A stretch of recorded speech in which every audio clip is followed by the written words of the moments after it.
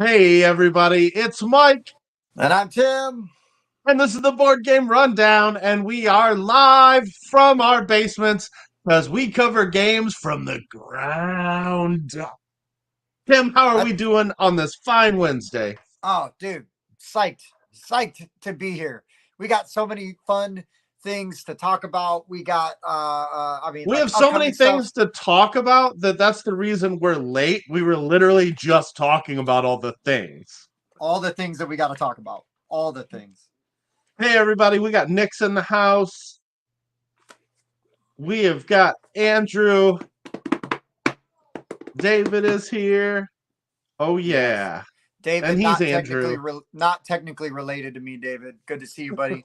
Glad you're back. Oh, we got Googs in here. We got Bobby. Yeah. We pulled Mike in with our stolen topic. Hold on. Let's just do this real quick what? while we have Mike here. Have Mike here. First and foremost, congratulations to Mike and his team and the designers of Charcuterie. It's already funded. It's going strong. It just started yesterday. And yes, on the full 42, they did food-related games. And I was like, Mike, we should do that too. Mike's like, but they just did it. We should put some space. I'm like, no, we should do it in honor of charcuterie, right? So, hey, Mike, while I'm talking, do me a favor.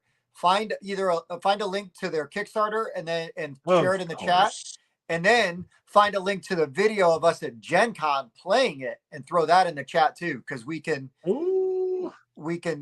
double dip there. We can share both. But listen, we celebrate not only our successes, but also our friends' successes. And while we had absolutely nothing to do with that game, I am very excited to see my friends, continue to put up, have success and get stuff published. And it's because they find great games, put out great games, and they're good people. They put good into the universe and they get it back, tenfold. So I'm very excited for them. So congratulations, first and foremost. And yes, this is a charcuterie / full 42 inspired list. So. And this art on this game is so good. I feel like I'm looking at an actual Ritz cracker. Like, dude, I'm looking at the campaign page, and honestly, like, it looks exactly the art of the food is just amazing to me. Yeah, the production design of that is really good. The gameplay is really fun. There you go. That's a Ritz cracker I'm looking at. That is not a drawing. That is not. It's really good. I thought I was in trouble when I almost ate one of the chips out of the bag of chips game, and that doesn't even look like a chip. I'm definitely in trouble playing charcuterie if I'm getting a little snacky. Yeah, Mike, it's all amazing, but yeah, those strawberries too, man. I mean, even just the shading on the outside, amazing. Tim, you got to play it. Full disclosure here, Tim got to play it at Gen Con. Mm-hmm. I did not, unfortunately. So yeah. Well, here's the thing: is I got to play it because I scheduled the play, and so that was sort of the cheat, right? It's like, look, I need to make sure I'm going to play this game because I kept hearing about it from Giuliano for ages, right? Oh, you can wait till you see charcuterie. Wait till you see charcuterie. It's like, all right, dude, fine, pony up. And yeah, he rolled by the booth with their prototype and played it with Spencer and I, and we had a great time. It's one of those. It's a really interesting game because you can play it very casually and have a ton of fun, and you can also really kind of dig into the strategy with the spatial aspect of it, and really try to set up some fun combos. So I mean, you kind of, it's one of those light lighter games that still has some good crunch to it, to use food analogies. But some of those are my favorite games. Me too. So I strongly recommend it. If anybody's even remotely interested, just go look at the Kickstarter, decide for yourself. We got a full playthrough up there. I was so sad, but it is what it is. We had a copy. We had to send it off like really fast. So I basically got to open it, look at it. It almost melted my face like the Ark of the Covenant. And then we capped it back up, sent it off to a reviewer so that they could film a thing. But we're gonna get we're gonna get a copy in studio soon, and and go from there. And yeah, Barry, he's not wrong. We're shills. We're shills at least for a full 42. For Chris and Mike, we're definitely shills. I know. We just steal all their viewers, or at least we try to. We think we do. But we're gonna get to play it again probably next week. So I'm really excited to do that. Nice. And I'm just joking. I mean, it's fine. We are here to help. So well, we've said it before. We don't cast stones. It's everybody, one team, one dream. We're all trying to do the same thing and have fun while we're doing it. So why make enemies? Yeah, for sure, man. So, for sure. Hey, Jazz. Yeah, food, games. So yeah, that's our topic. Good to see you, Aaron. Hope you are hanging out. Yeah. We got to talk to you about something we're going to do next week, or not next week, 2 weeks from now, in addition to our anniversary episode. But real quick, before we get to any of those other things, I just want to talk about some stuff that showed up on my doorstep very recently that I'm very excited about. And then we've got some videos coming out, and then one we'll have to do a video on. Maybe two we'll have to do a video on. Tim, is one of those things a thing that I was hoping I'd have, but I don't? You are correct. Yes. So, friend of the show and Katia, she has the newest calendar is arriving on people's doorsteps. This thing's freaking amazing. I don't know if it's possible to get your hands on one after the Kickstarter, but if you can, do so legally. Do it in a legal way. Yes. But this thing's freaking beautiful. Tim. Oh, go for it. Go for it. So yes, it is beautiful. I want you to continue showing it. And while you're at it, smash that thumb, because Katia's art in game pieces just continues to blow me away, because it just keeps getting better every year. Show the flames at the bottom of that. Dude. Like really? And there's board game challenges here. Mm-hmm. And so you can meeple up your thing. You can like all kinds of stuff if you hit your challenges and just really cool things. There's a game on the back. I'd love it if I had my calendar as well, but I don't. I don't have mine yet. I've been waiting. There it is. There's the gaming challenge. Yeah, that challenge I don't have. I have a different one. It's this year's, so it's over there. But I will say, though, you said you were asking if there were ways to get the calendar after the campaign. There is. You can buy them from her website after the campaign. You can also get like individual prints of the art, which she'll do as like stickers or magnets, coasters, stuff like that. But also, if you stay tuned, once my pledge shows up, I actually bought 2 of them, and one of them I will be giving away on our channel. So, Mike, maybe it could be like a Friendsgiving thing, and we'll go more into that later.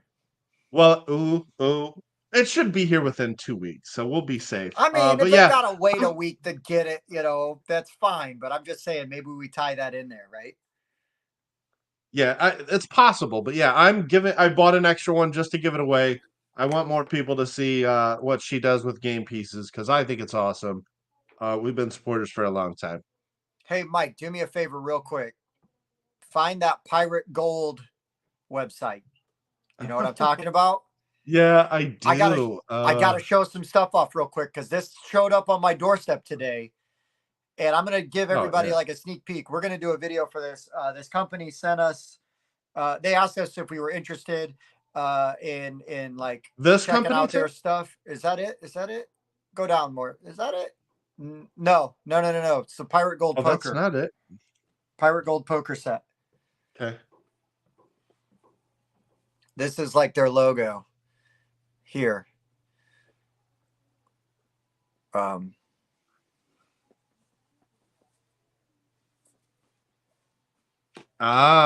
Yes. Oh my goodness gracious. This one. Yeah, baby. So they sent me this guy. We're gonna do a video on this thing, but Mike, hold on. Hold on. Go ahead. Oh, okay. So they sent me this. We're gonna do a video on this thing, right? Well, hold on, baby. Woo! This stuff is crazy. We're gonna do an in-studio video because oh my word. Those things are huge. That's what she said. They're amazing. These are, they got all kinds of different coins in here. They're beautiful. They look great. They've got a lot of heft to them. I know, you know, some of you guys love your Scythe coins and stuff. And I love my Zaya coins. I think Zaya were my favorite metal coins until we got these things. And so we're going to do a video and like really like highlight these things and talk about them. I'm dropping them everywhere. Drop them on camera more. Yeah. So it bangs loud on the mic.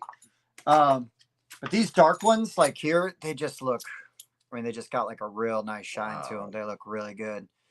And okay. And it's funny you say that, Dave, because they come also with poker cards. Get out of here.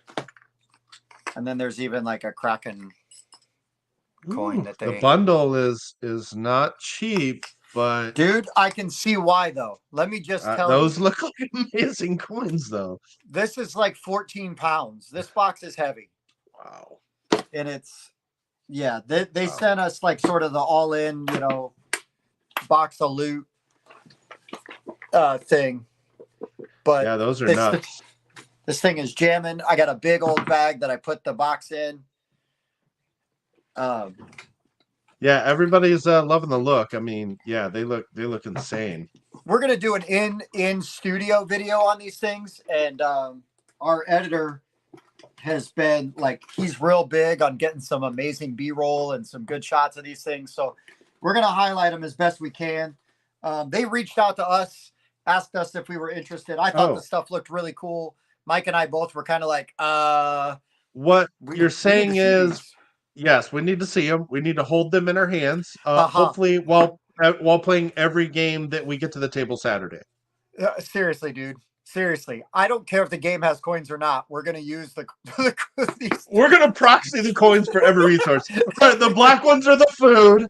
The gold ones are the steel. That doesn't make any sense. I don't care. The silver ones are the steel. The gold ones are the gold. Everybody's asking about Couch Mike. This is so funny to me. I love it. Where's Couch Mike? We've gotten used to him. David's missing Couch Mike. Other David is wondering if I'm wearing pants and whether I've got a Snuggie with me. No, I have a second monitor now, so now I don't have to move stuff back and forth. Right. So we're just leaving this monitor set up.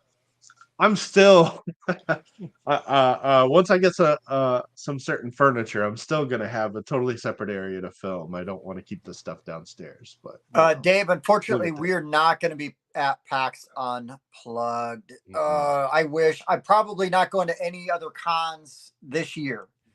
I don't know what other ones there might be. Unless they're local.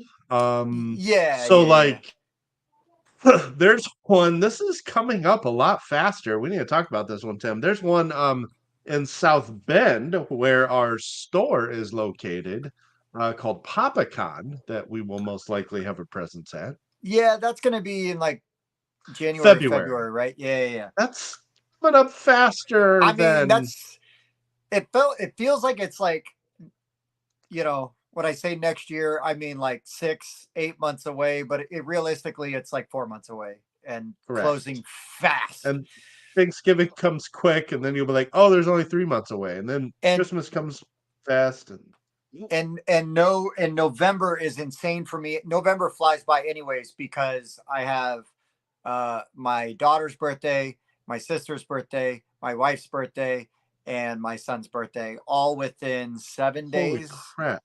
of each other. Yeah. Wow. Yeah, 7 days. 15th, 16th. Yeah, 15th, 16th, 17, 22. That's our 15th, 16th, 17th, and the 22nd. It's like all these birthdays. Boom, boom, boom, boom, boom, boom. And then Thanksgiving, right? Yeah. And Mike, what are we doing? What are we doing for Thanksgiving? I'm segging the way right in there, brother. What are we doing for Thanksgiving? Thank you, Tim. We are going to do our first ever Friendsgiving. That's right. We're doing Friendsgiving live on Whiskey Wednesday. What is Friendsgiving? You might be asking yourself. You, the viewer, anyone watching, if you want to get on our stream, Friendsgiving is the day, the Wednesday before Thanksgiving. We are willing to bring anybody that wants to be on the show. Just reach out to us. Yeah, I think what's going to happen is that we're going to have a special spot in our Discord where we'll share the StreamYard link with you, and then we will you can come on. We're going to play games. We're basically just going to play games all night and talk to anybody that wants to pop on and say, hey, you can hang out for a few minutes. You can pop on for like 3 minutes and be like, hey, Tim sucks, peace, and then go. That's fine too. We will totally allow that. I don't even know if we're going to pick a topic for that day. I think we're just going to call it Friendsgiving, get on and see who wants to pop in. And if nobody does, then we're going to play some games on BGA. Andrew, I've seen you, dude. You're better looking than either of us. You'd be fine. I've got a face for radio and a voice for silent movies. So let's rock and roll, baby. Well, Mike, let's talk about that. So Mike asked anybody. Well, we're also the Wednesday after Thanksgiving. We are bringing all of our previous guests back to Whiskey Wednesday. That is right. Why are we doing that? Self asks, self answers. That is the 1 year anniversary of Whiskey Wednesday, November 29th. It'll be 1 year since we have been doing this crappy show that somehow we still get people to watch. One so, year. Yeah, Mike will be back for that show. Come on for Friendsgiving too, though, because you're a friend, dude. Come on for Friendsgiving too. And then that's why I was like, I would love to have Aaron and the Parakeet Griffin folks on too, because if we're goofing and everything, come on, say hey, hang out for a bit, even if it's just like a tiny bit. Come on and say hey, like. You can leave your screen black if you or wear a Halloween mask if you feel like you don't want to show your mug. I don't care. Yeah, if you got a face for radio, literally just turn your mic on. We don't care. Yeah, literally just a year of kicking it around this crap hole, hanging out with Tim and I in our basements, and sometimes Mike over on the couch. Yeah.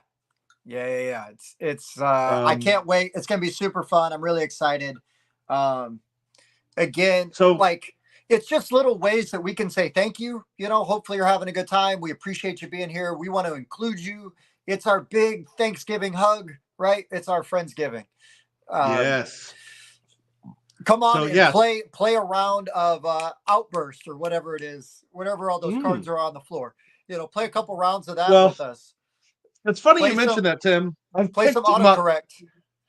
Play some autocomplete. Autocomplete, that's what it was. Autocorrect should be its own game. Oh my god. Are you ducking kidding me? It's like that would be the whole game. Right there. The top 10 answers are on the board. Yeah. But how many of them don't start with F? I actually did pick up the Outburst cards, but I haven't sorted them. So before we get to Outburst, I have to go through these damn things again. And there's so many cards. There's like 300, and they're double-sided. Oh, so guys, good. 1 year. Aaron's in. Good. Friends, pop on that day. Pop on for a couple minutes. Say hi. Ask us a question. Come up with a topic. And then all of you guys have been on the show before. Come back again. I'm telling you what, I guarantee you know what is getting played at least a round or two on Friendsgiving. Oh, yes. Fairy Tale Campaign Trail. We need to play it on the anniversary episode as well. I mean, come on, I'll play it every day. I love that game. Because we haven't, you know what? We haven't confirmed if West will be available for that night. Mm-hmm. If he is, West will crush Fairy Tale Campaign Trail. I cannot wait to see him play that. West and Andrew or Evan. West and Evan on, and Andrew God. Actually, because Andrew had a good time. I know Andrew technically hasn't been a guest, but I'd let Andrew come on if he wanted to do Fairy Tale with us for a round during the anniversary show, because that was a awesome experience we had at Origins. But Arn, we are honored that I still have a copy of your game. I appreciate that, and I love that you let us keep doing it. David, that's a good one. He's trying to put us in a dichotomy here. I love it. No, we're saving Friendsgiving for viewers and the anniversary for the ones that have been on the show. But what's funny, we say viewers, but like you're all friends now. So you know. Yeah. If you get even one bingo card reference, you count as a friend. Right. The lines are getting really fuzzy, guys. I don't know what to tell you anymore. So. And it ain't the booze, because we haven't even started. Let's talk about this guy for a second. So a couple months ago we talked to Nix on here about doing a D&D campaign. And I just want to say that we've laid the groundwork for said campaign.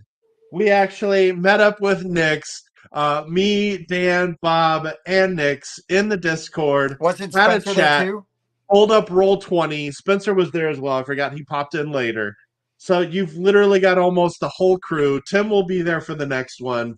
I've got a character name and a voice. So that's all I'm going to say. I had a commitment I had to honor. Now, here's what I love is that Mike was really nervous about this behind the scenes, guys.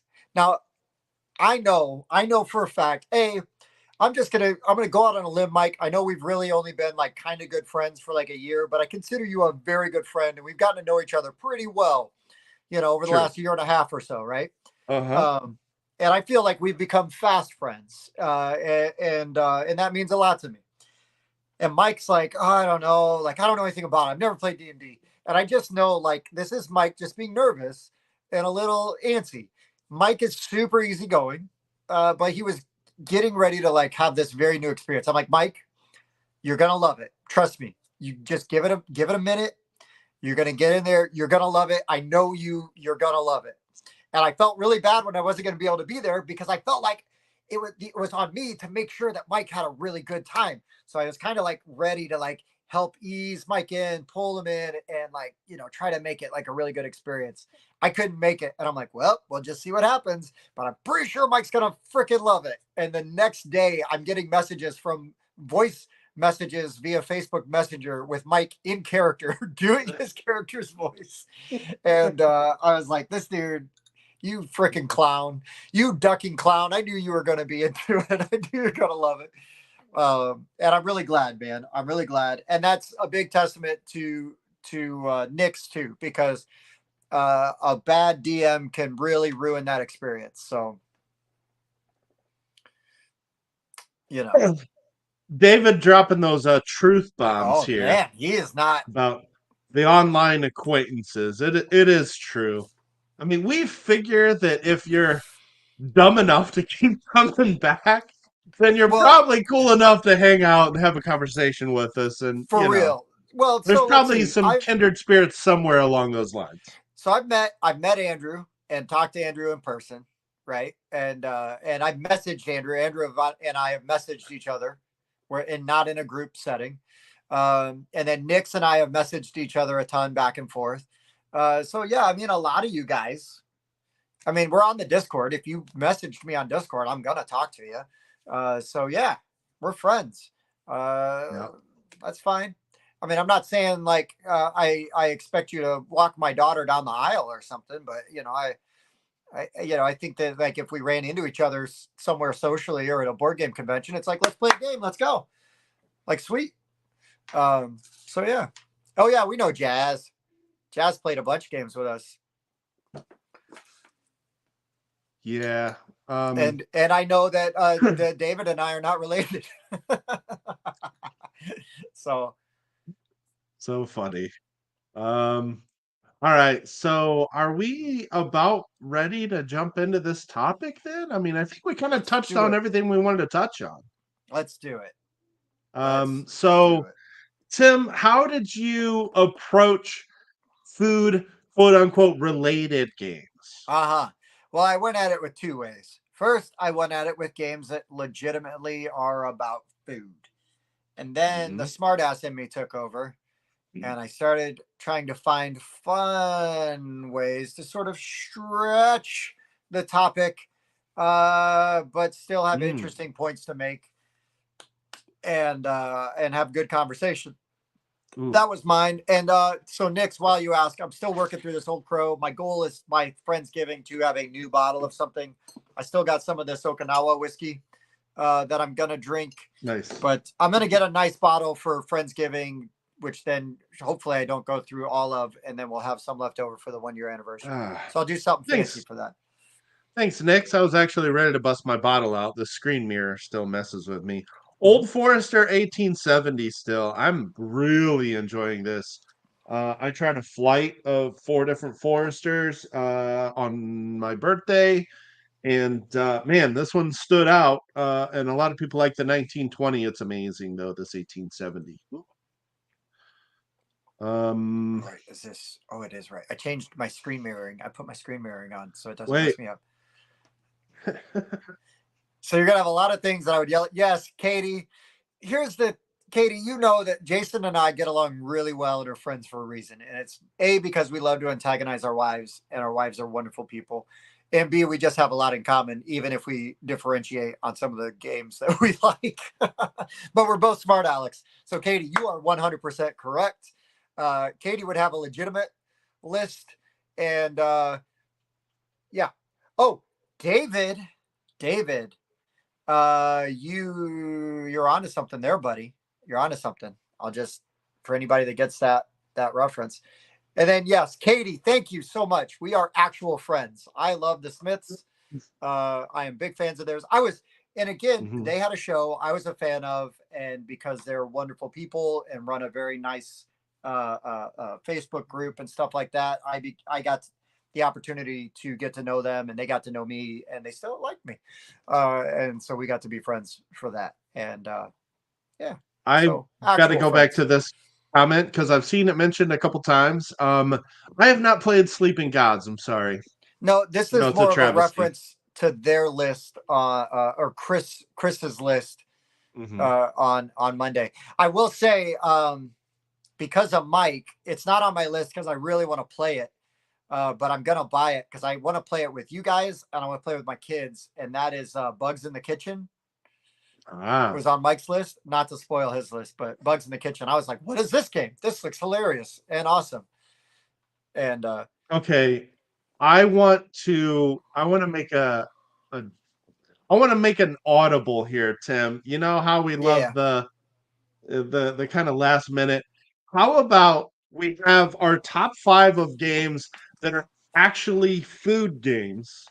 And then while we're doing that, we also throw in our loosely affiliated to food games.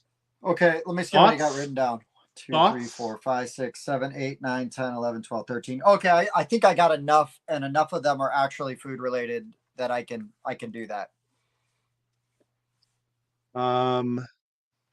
There we go. See. So I gotta take. Thank you, Nix. Take that one out. That was the knockoff version of Cthulhu Wars. Is if you order Cthulhu Wars on Wish, you get Calamari Wars. I don't know if you saw Nix's. I don't know if you saw Nix's comment. I did. Yeah, David. I like to write down a bunch of games and then sort through them as we go. There's some that are 1,000,000% getting mentioned because they are like I have to talk about. But I've got honorable mentions written down. Sometimes I make my list and then I come down and sit in my game room and I look around and it's like, oh crap, and I write more stuff down. Anyways, so we're gonna roll with a double top 5 then. A double top 5. Is that official? It's official, man. Make it so. Okay. Then, all right. All right. Our actual food games and our food adjacent, loosely related food games. Okay, let's do this then while you put numbers next to them hastily and make it arbitrary, which it already was anyway. Oh, yeah, it's so arbitrary. Number 5.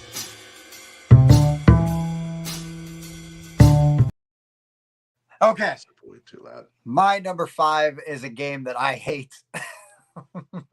But it was one of the first food games that I thought of. Oh, no. And I hate this game. Oh, no. Agricola. You need food in Agricola to feed your family. Because if not, you're getting those poverty cards or starvation cards or whatever they are. Misery Farm is my number 5. I do not like this game, but this game is 1,000,000% food related. It is in the BGG top 100. It just because number 1 for years. Yeah. Is that a Uwe? Yes. Uwe Rosenberg. Yeah, right. Mm-hmm. So look, it's a really well designed game that I don't like, but it is an evergreen. And there are definitely people that are going to absolutely love that game with the expansions and all that stuff. I prefer Caverna, but I felt like Agricola was. I mean, it's about farming, and stuff like that. So, to me, number 5, Misery Farm. Thank you, Nix. Agricola. Now, do I do my alternate now or do my adjacent? Right away. All right, talking about another game that I hate. Oregon Trail. Because you need food to survive. You need food to make it all the way across. So, the Oregon Trail, I was like, that was literally the second game I thought of because I was like, "Ooh, I'm going to talk about this one just to make Mike jump up to his roof and throw himself off of it." Oh, look, man. Dave's with me. But yeah, so Agricola / the Oregon Trail is my number 5s. Okay. How about you there, Mr. Mike? All right. I've got one. I am fairly certain that you have not played. Googs, I love every other game on my list. I just had to do those. I was going to say, like, what is this turning into? Okay, my number 5. Tim is not going to see this one coming. I'm pretty sure he hasn't played this one. West brought this one over one time. It was me and my buddy Dustin and West.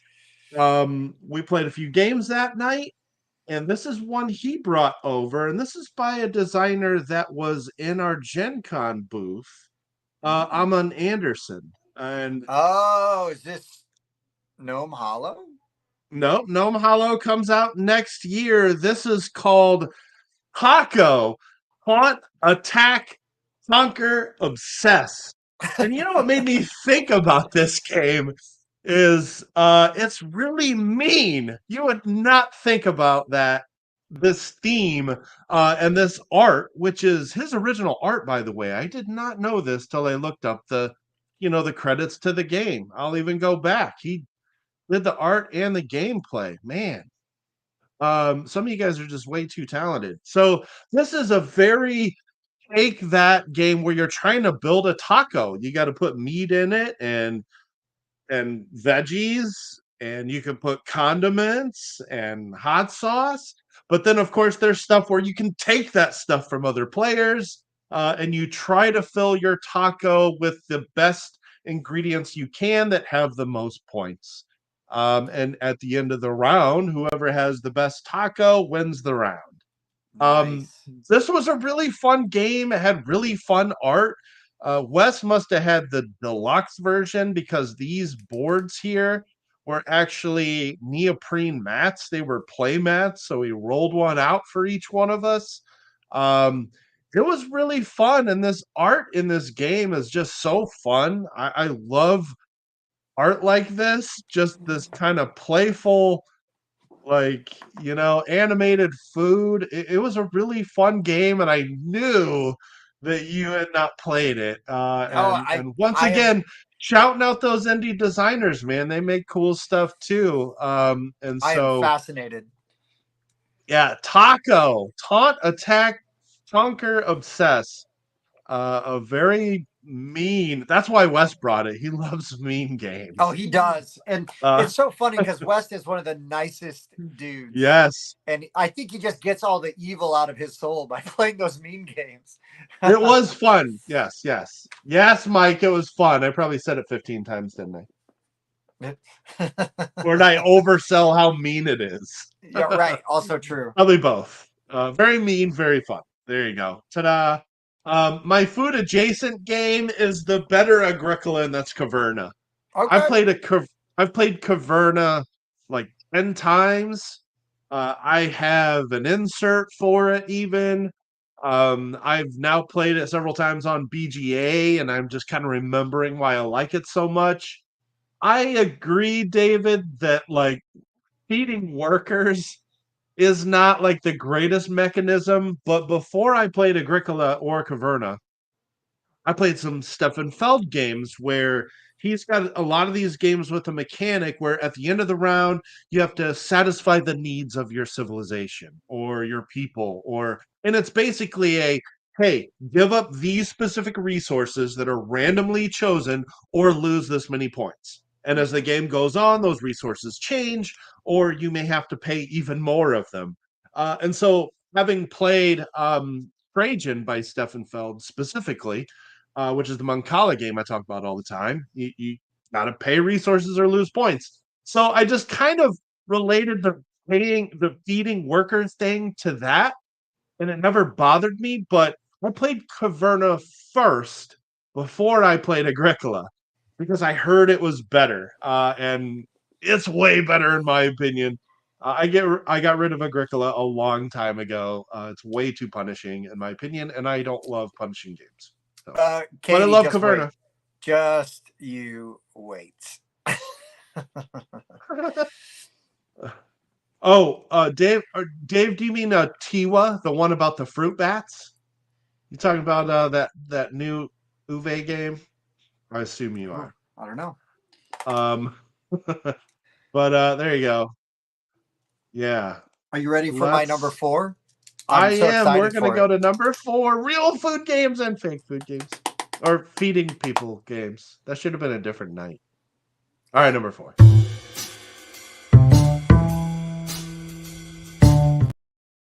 Okay, so my number 4 is a game that we played at Gen Con for the first time.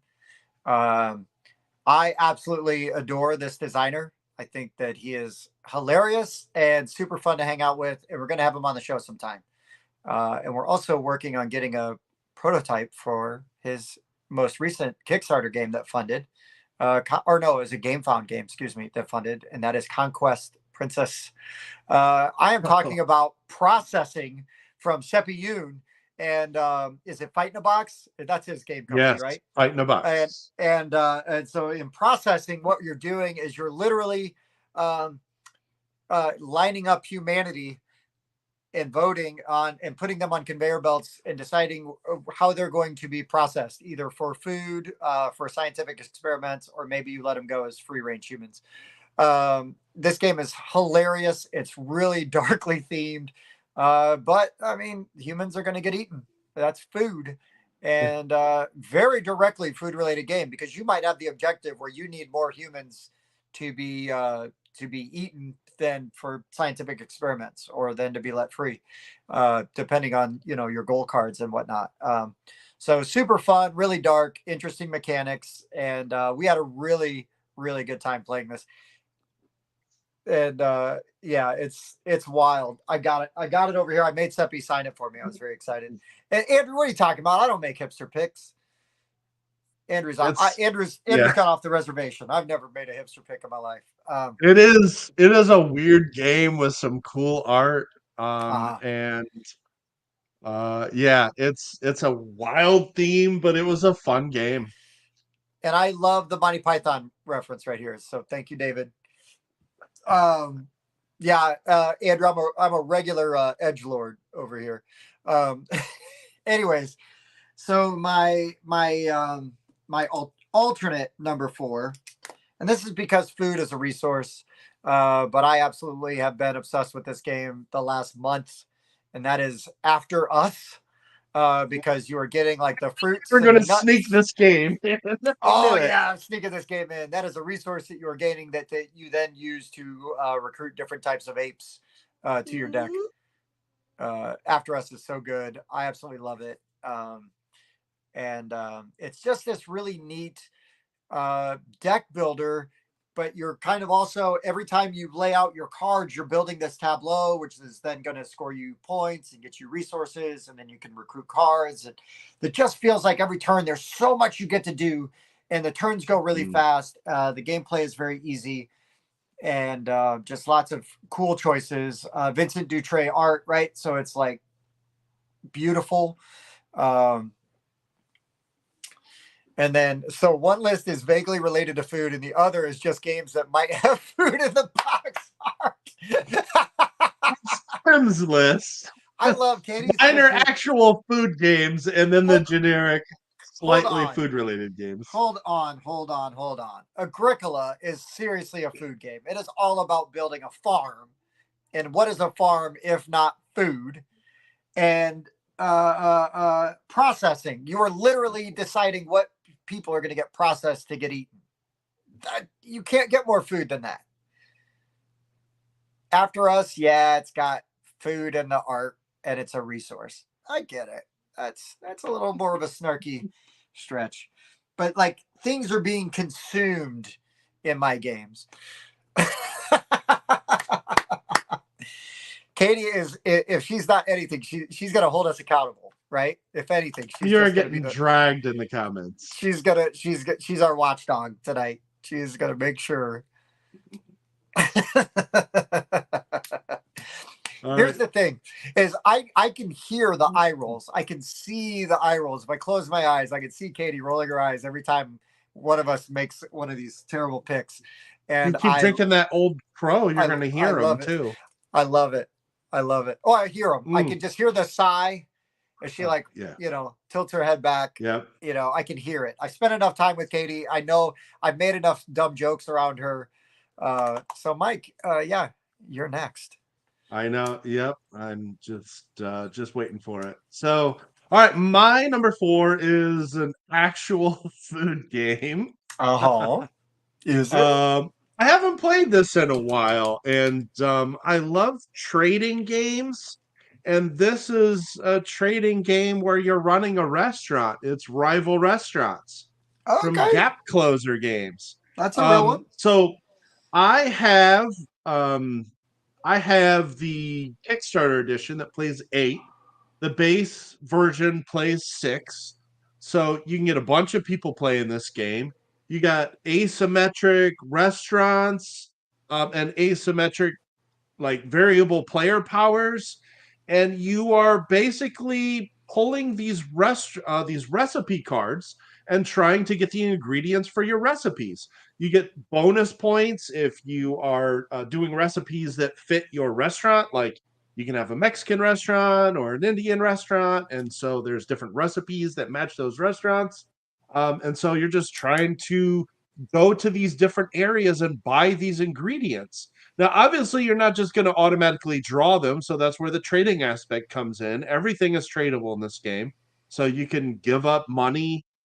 This one is not most money wins, though. This one is actually victory points, and the only way to get victory points is with completing the restaurant.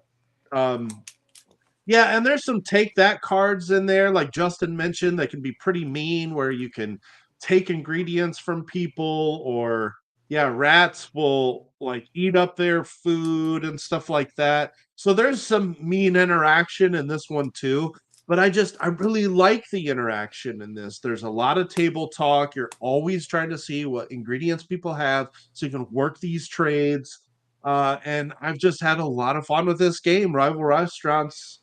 It doesn't have a ton of mechanics, but like some of these trading games really don't. Like, you're just trying to collect sets, and you're not going to draw them from the deck. So you got to bargain other people to get the sets that you want. And that works for me really well. I love those kind of games.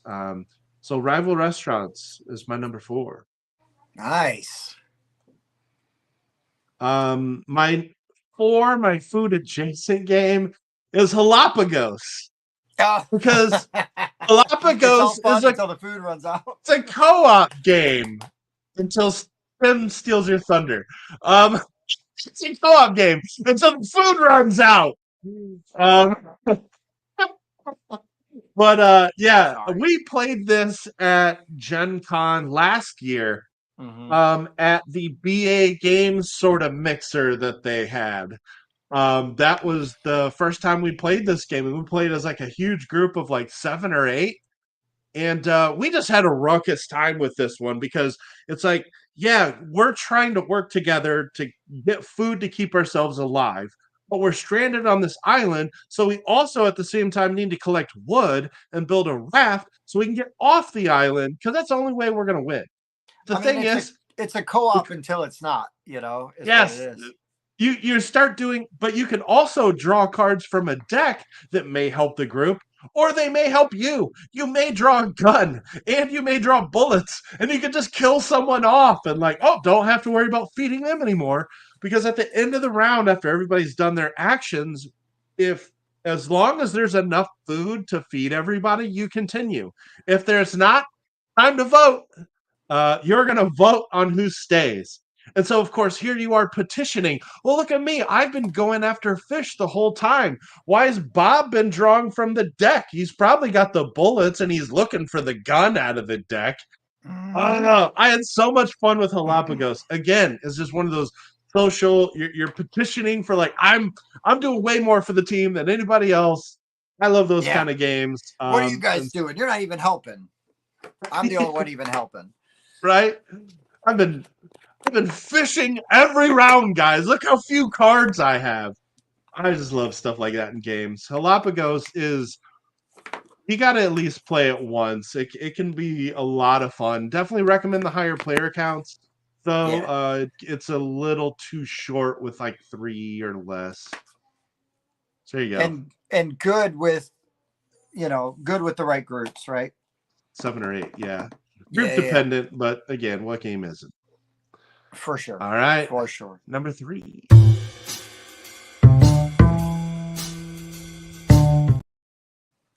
My number 3 is a real food game because you get points by eating things.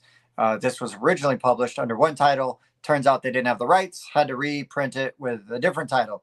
So the version I have is called Rampage, or you could go buy it now as Terror in Meeple City. And what you're doing is you're these big Godzilla-style monsters, and you are flicking discs to knock down buildings and then eat the meeples. They go in your gullet, and you're going to get points. And so you're set collecting as you're getting the different colors of people because, hey, we're monsters. We don't care. We don't see color. We just eat them all. Equal opportunity devourers of meeples. Super fun. You can get your teeth knocked out and you're fighting with other guys. There's powers you can get and super fun things. Justin. Getting called out. Justin, Rampage is 1,000,000% a food game. You get points for eating. There's the eye roll. The emoji, yes. All right. We're just gonna do that. I'm gonna have to come back to it every time you have a loosely affiliated. I was like, how is this a food game? You literally score points by the people you eat. The people that have ended up in your belly, which you do so by eating them because they are food. Hence, top 5 food games. I've solved the mystery. To make Tim's list, you have to be a person that's consumed. It has to be people eating, or it doesn't count. It's funny you say that, Mike, because would you like to hear my alternative to this one? There's zombie games where humans are getting eaten still? No, not that obvious. Not that obvious. I'm going to go with a little game about cannibalistic Vikings that are either prehistory or post-apocalyptic. And that game's called Hate, where you're fighting your enemies and then you consume their bodies for power between missions to level up. So then you can keep going as you play through the big campaign, as you consume the hearts of your enemies. Because man, this is so funny to me. I'm sorry. Just at its very base layer, let's just say Tim's #1 food game is Hate. Like, just what? Yeah. Well, okay, so this one I see as more problematic because you're a person eating other people. The other ones, you were aliens eating people, or Godzilla style monsters eating people.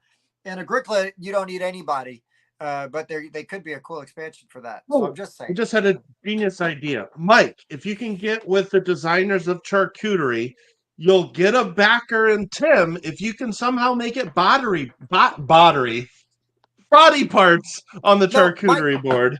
Mike, you know what that's called? That's called the Finger Foods expansion. And it's just fingers and toes and different nubbins and ears and things like that. You could fit on a charcuterie board. It could be on Halloween Hannibal Lecter's. 1 week ago. Could be on Hannibal Lecter's charcuterie board. There we go. Pottery edition. The battery. I'm telling you, Finger Foods. Of batteries. Finger Foods is where it's at, man. Finger Foods. All right. So my number 3, let's get back to the actual food games, because that's what my list is. My number 3 is a fun little filler game that I haven't played in a while. I had this in my bag constantly. Exactly. See, Tim, we're losing our audience because of all of these cannibalistic tendencies you have in a food list. Boy. My number 3 is an actual food game. I couldn't take this out of my bag for the longest time.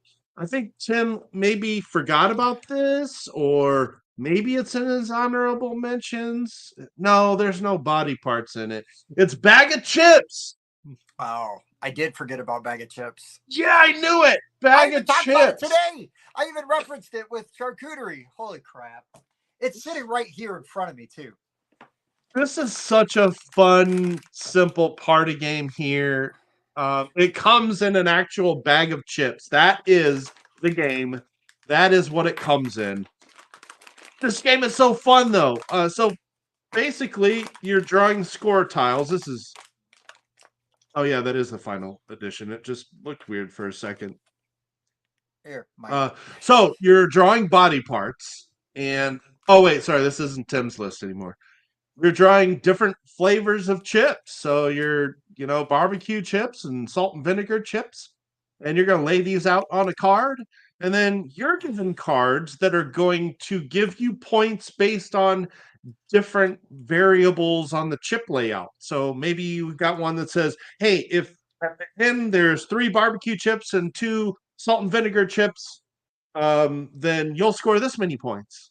And so you have to keep eliminating what? Yeah, I know. Now I'm getting ripped on because my list is so different than Tim's.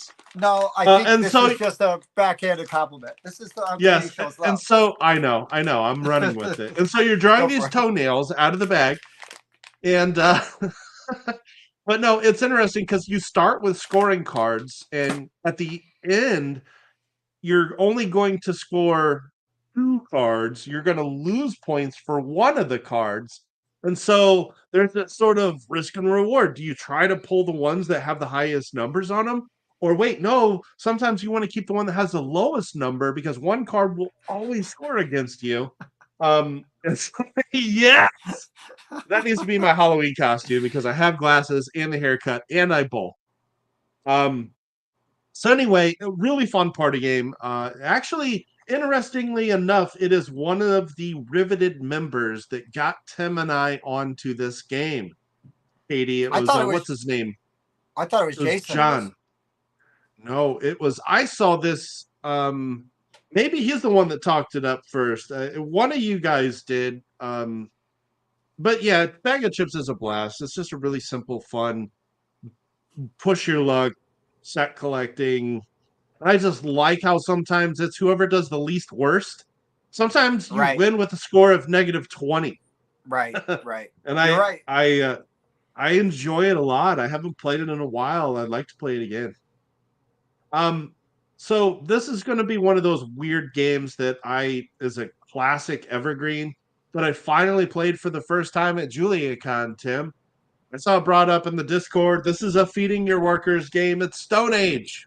Oh, yeah. Okay. I finally played this game. I played the base edition, no modules, no expansions, and I really enjoyed it. It's a solid game. I can see why it is a great gateway game. I can see why it's an evergreen. It is just a very simple worker placement game. And they actually had to have an expansion for you to be able to use, because you get these scoring chits that come to your player board. They did an expansion to be able to use them for anything other than scoring. Like it's really simple, but you know that doesn't make a game bad for me. Stone Age, like here I am being 10 plus years into gaming, and Stone Age held up for me plenty. I thought it was great. I really enjoyed it. I like the different strategies of, do I try to get a bunch of workers out, but then I have to feed them? And turn order really, really matters. I think that's a key component of a good worker placement game is turn order really, really matters. So yeah, I finally played Stone Age. It's a really solid game. There you go. Got to feed those workers. You got to do it every round, but it's not punishing. And I like how they start you off with food. You're covered for at least 2 rounds. Yeah. I think that is what sets it different from like a really dry, heavy Euro versus like hey, here's sort of a gateway, little easier. We're going to ease you into the pool kind of game, right? By giving you a little bit to start with. And I feel like it's a little more, yeah, I like it. I like Stone Age. I've only ever played it digitally, but I've enjoyed it. Brian, I had just assumed this was his number 1. All right, boys. Come on. I got a good one. I've got a totally, well, it's probably controversial because I got yet another spicy pick. Dave, no, it's not Terraforming Mars, but I do have one that actually I think is in the hotness. You ready? Terraforming humans into food. Let's go ahead and kick this off. We're getting here number 2.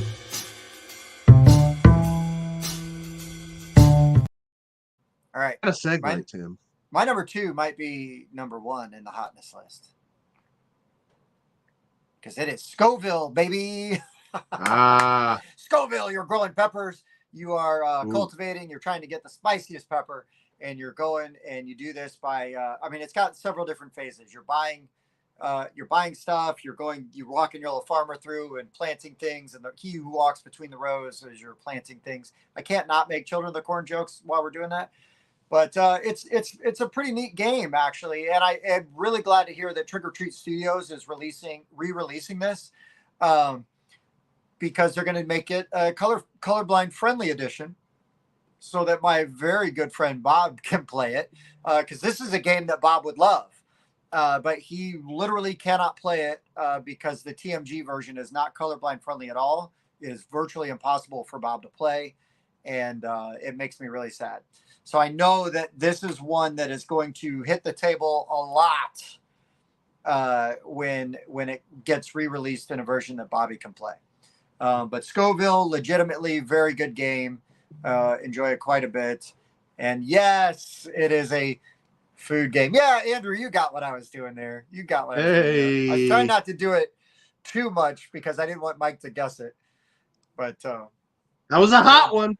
Woo! Spicy. Hey, look at that. Genetics. Yeah. John, my caveman brain barely understands how the genetics in that works, but they make it so easy to understand by looking at the chart and that, as he said, the Punnett squares, right? So John is 1,000,000% correct. It teaches you science. It makes you even smarter while you play, and it rewards good planning. But I don't feel like it is so punishing that you can still have a bad turn and be competitive and do some stuff in there. My adjacent food game, bring out the haters. My Little Scythe, because you're getting pies and you're having pie fights and you're doing all these fun things. And come on, who doesn't want to eat pies? It's very cute. It's very fun. That's correct. It's a really nice game. There's not a ton to say about it, but I like it. I like playing it with my kids. Actually, I need to see if my daughter will play it again because I played it with her like almost 2 years ago with her and one of her buddies, and they really liked it. And I think now she will grok it even more and like really get into it. And so fantastic game, very cutesy. My Little Pony Scythe, unofficially. But yeah, you're having pie fights and doing fun things like that. And yes, David, she blinded me with science. Yeah. Oh God. 280s for me. With science. Speaking of Scoville, I had the previous hottest pepper in the world, the Carolina Reaper, and I just want to say every orifice on my face was dripping, and all I did was I had some sauce, and all I did was just put 2 dabs of it on a Frito, okay, and I ate the Frito, and for 10 minutes I'm crying, my nose is running, I'm sweating. It was, yeah. But I just like to do that stuff. There is now, and it's I think it's called Pepper X. So now it's the newest, hottest pepper. So the Reaper got replaced this year by an even hotter pepper. I don't know what can be worse than that one. So, and we can't find a cure for cancer, but we can find a way to Mike sweat from every pore for 10 minutes with 2 drops of something. 2 drops. So yeah, I like to try stuff like that just to say that I have, and I do like spicy food. Like, I try to balance spice with flavor and not overpower things. But yeah, there's just nothing that stops me from trying super hot food. It just doesn't, like, I say it doesn't faze me. It does, but I'm not like, oh, I can't do that. I'm like, okay, let's do this. Also, lip heat, like, that is never like a thing. That's never. I don't know. My lips must be numb at this point because I don't even really notice that anymore. Oh, okay. It's mostly just the stuff that makes you sweat and your sinuses drain. Eyes are watering. Yeah, that's the one. Woo! Anyway, Reaper Pepper. All right, my number 2, an actual food game. Hey, I had a food game. We did a review of this one. I thought maybe it would make your list. Maybe it's not. No, it's not going to be your number 1. It's Sushi Boat. Oh, you forgot about it. So it's really good. I think I forgot about it because I don't actually like sushi, but I love Sushi Boat. Please continue, Mike. I love sushi. In fact, after we filmed on Sunday, me and Bob went to Hibachi, and I got like a huge plate of sushi before I did anything else. Oh, I thought you were going to pho or whatever. Oh, it was so busy that we decided you ditched out with Hibachi, huh? Yeah, this thing, I love the components for this game, like these actual like discs, these like big plastic discs of sushi, and they're like going down this conveyor belt, and you're trying to like collect different sets, and you've just got variable scoring based on, because when you pull these off of there, you have to stack them, and the stack actually kind of determines your scoring. And so, yeah, Sushi Boat is just really interesting, really good. I don't really see people talking about this so much. There you go. I really enjoy playing this game. I think it's underrated. I think did it just come out at Gen Con? So maybe it just needs some time to get some legs. But yeah, this is one that I definitely think more people should know about. I'm glad I saw that Jason played it and saw that he was like, yeah, it's fine. But I'm glad that Katie liked it. I think it's pretty good. Yeah, I liked it quite a bit. But yeah, the components are excellent. And I also kind of like some of the abilities that they give you, because on the opposite sides of this conveyor belt, you're placing your workers down, and then there's these little cards here that sort of give you different abilities, and there's different decks of those, so different abilities will come out every game. And so sometimes you're just taking the plate that's in front of you, sometimes you're activating these cards that give you these kind of wild effects. And so I just really appreciated the components, the theme, and just the variability that those action cards come in. I just really think it's cool how you're actually just stacking these up. Yeah. And you got those secret objective cards that tell you how your stack is going to score you. I like this one quite a bit. And again, the components are just incredible. So yeah, Wayne, this is the table presence here is really cool. It's a very unique board. It plays in a way that I've never played any game that has this moving market, right? Of things that you're trying to get. And it's really fun. It's really good. It's really just unique. And there's something to be said, right? Like any hardcore gamer, anybody really deep into the hobby, we see tons of games, right? And there's lots of stuff where you're like, well, it's like this or it's like that. And Sushi Boat, I mean, there is a set collection aspect to it, which you might be able to relate to other games. But the mechanics of how you gain your sets and the way that market changes and the Wasabi challenges and all that stuff is a really fun and unique way that they put it all together and roll it into a California roll, maybe. Yeah, it's really good. And you can find this review on BGG from these guys from Board Game Rundown. Oh, I would, but those guys suck. Yeah, that's what I thought too. Those clowns like everything. I like my own comment. Oh, did you comment on it? Yeah. I pulled up our review and said, "Oh, all right, there you go. There we go. Deserving." Oh, there you go. I thought that was you commented. It was just a link to your dating profile. Like, so hey. Oh, that too. There you go. You may like me. Oh, you drink 4 ounces of whiskey per week? Deal breaker. Mm-hmm. All right. Shame on you, Mike. Actual thing that happened. Full disclosure. All right, let's get back to this loosely food-related list. Okay. And when I say that, I mean let's go to 10.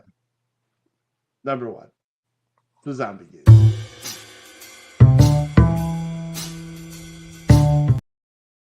My number 1 is not a zombie game. My number 1 game, food-related game. What is more food-related than a cooking show, a cooking competition? Ooh. Right? Good question. Cooking competition. In this, you are cooking up ingredients. Wait, that's what it's called? No. You are cooking up ingredients for celebrity chefs. And they each have different recipes that they want. You got recipe cards. They've got things that they're going to score higher that they like. And this game is called How to Serve Man. You are in an alien cooking show, and you are getting meeples that are humans, and then you are baking them or deep frying them. Or wait, Tim, I just want to clarify really quickly. You're not serving man as a dish, are you? Is that a food item? What was the question? Oh yeah, so this game, it is based it is inspired by a Twilight Zone episode where the aliens show up to Earth, and they've got a book, and they are there, and they are asking how to serve man, and they're giving us all these technologies and things like that, but what they're really doing is they're just prepping us to then eat us. And How to Serve Man is a cookbook. So yes, in this game, you are an alien starring on an intergalactic cooking show, and you are frying up, baking, and cooking. This is a great point. Is Tim secretly a cannibal? Wow. No wonder I always get invited over for dinner. Oh shoot. That's not true. Yeah, How to Serve Man. How to Serve 40 Man. Anyways, this game. I don't know anything about this. This game's really fun. It was a small indie game by some guys out of St. Louis. I don't know that they've made any other games, honestly. I saw this on Kickstarter. I thought the theme was hilarious. Oh, when did this game come out? 2015, 2014? This is an older game. 16. Okay. And I don't know if you can get it anywhere. You're not wrong. I love this Let's game. Find out. It's really good. 2 to 6. 60 minutes. It plays fast. Hand it's easy. Worker placement. Yeah. Yeah, it's good. And you're going to the different cooking stations. So you might need to go and get more meat out of the and then what you're doing though is that when you if you go to the fry station, you convert your red meeples, which are the raw human ones, to black ones because they've been fried and they're black now, or you can change them to brown because they've been baked. So that they represent the ingredient, like the after the way they've been cooked. So you're exchanging them for the way that they've been cooked and everything. And it's super fun. It's hilarious. It's dark. And I enjoy it quite a bit. I enjoy the dark humor, which is probably why I love Seppi's games, like all the stuff that Seppi tells me, like all the Fight in the Box games, because they're all really dark and really funny and really goofy.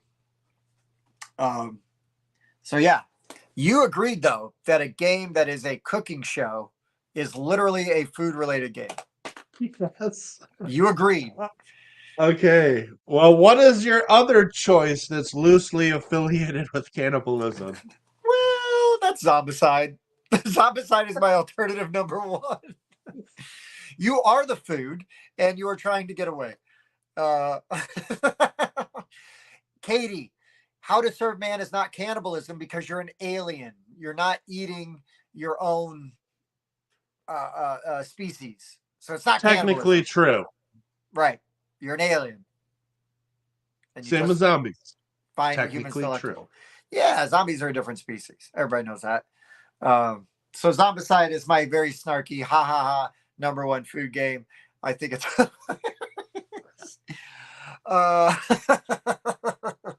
I cannot wait for the next time I see Katie and the load of shit she's going to give me for this list. I'm going to love it. I really am. Wow.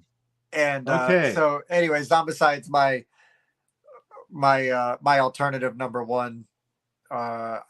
Just because I am here to amuse myself, if not others. Well, all right. As I continue to carry the show with actual food games, everybody knows this game. I don't care. I've played the hell out of this game. I've gotten so many people into the hobby because of this game. It's Sushi Go.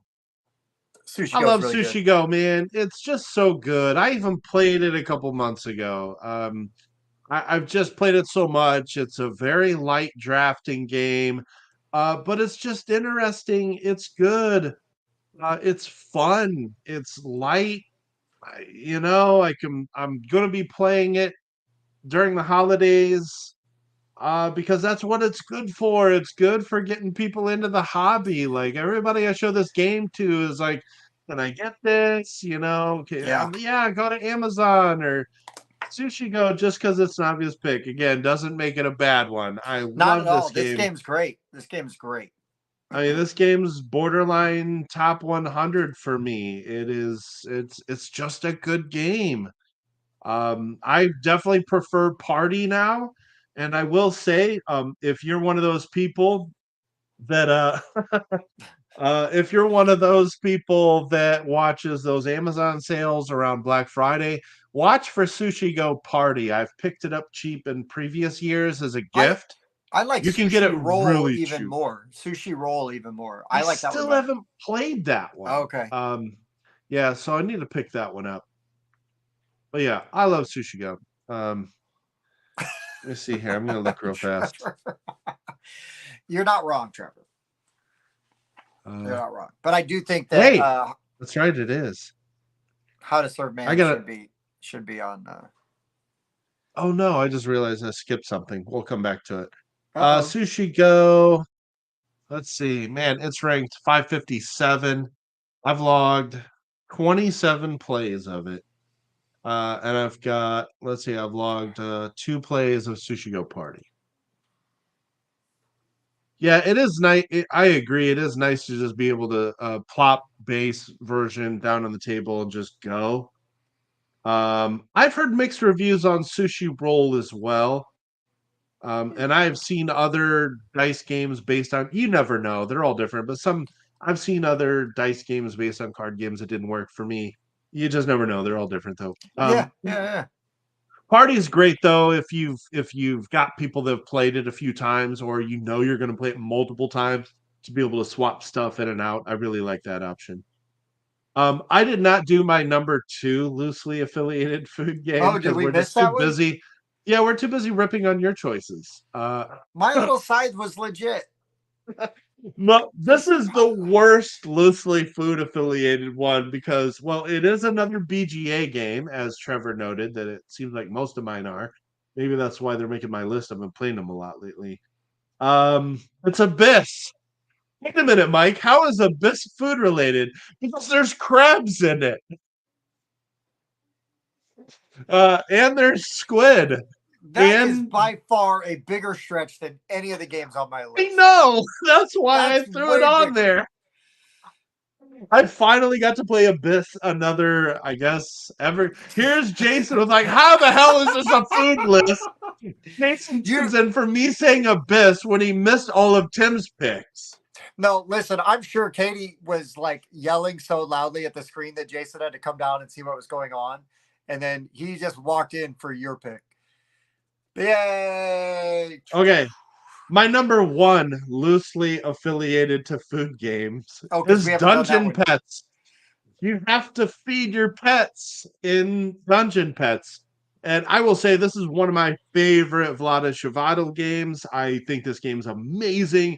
It is a worker placement game where you have to bid for the actions that you take, and then you're buying these pets and putting them in cages. You can upgrade the cages, but you have to take care of your pets. So you got to leave workers back to take care of them. Because if you don't, they will poop in their cage, and if they live in a cage with poop in it, they get unhappy. And then when at the later in the rounds, when you go to sell your pets, they won't sell for as much because they're covered in their own poop. You got to feed them or they starve. Your pets can even die if you leave them in the cage with poop too long or you don't feed them for too long. I just love how that game is not only just really, really interesting and innovative with its mechanisms for how old it is, but it's also like a thematic experience. When I've played that game, I've talked about not how many points I scored. I've said things like, remember that time where you bought that pet I wanted and I couldn't afford the other one? So I spent the rest of the game taking all of the food that it needed. So you're starved to death and then it died in your cage.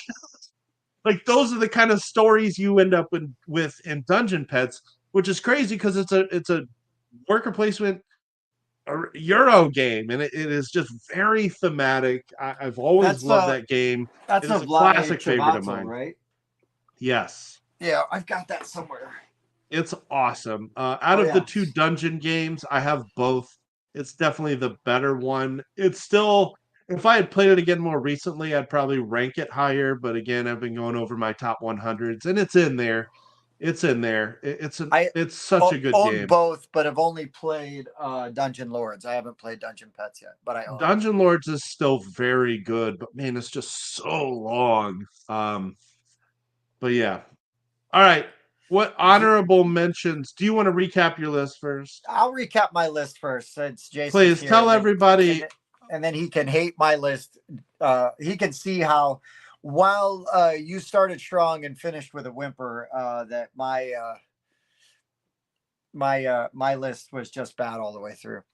And not with Sushi Go, but with your adjacent Abyss and Dungeon Pets. Yeah. Well, I mean, okay. You're still feeding people. My number 5, my real number 5 is Agricola, because you're farming.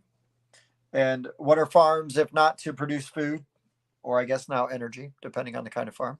Anyways, or if you're in Spinal Tap, there is a sex farm. Anyway, that's a deep cut. Or if you want my stretch, Oregon Trail is my other number 5, because Yes, misery loves company. My number 4 is processing from Fight in the Box, where you are sorting humans to then be processed and more than likely eaten. Um, my alternative number 4 was After Us, because food is a very important resource in that game as you're using that to recruit different kinds of apes. My number 3 is Rampage, because you literally score points by eating food. And the set collecting aspect of all the food that you get. Andrew, no. Rampage, you're a Godzilla. You're not a human eating people. You're a Godzilla creature eating people. Totally making excuses for eating people as other creatures. Now my alternative number 3, Hate, where you are legit eating people after you kill them. Yeah. And you get stronger for it. That's straight up cannibalism. I'll give you that one.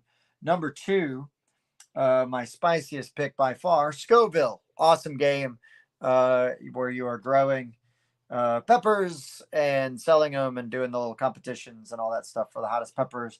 My alternative to that is My Little Scythe, because you get to have pie fights and all that kind of fun stuff, and it's very cute and very sweet and fun. And my number 1 is legitimately a food game, because it is a cooking competition.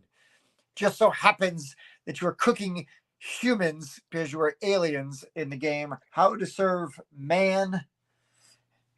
And then my alternative to that is Zombicide. And you can go with Marvel Zombicide, where you're playing as the zombies going after the human heroes. And you're eating them. Anyways, or you could go the other way with it and say that Zombicide and you're the food. And so food game. Wow. Okay, so now since we're getting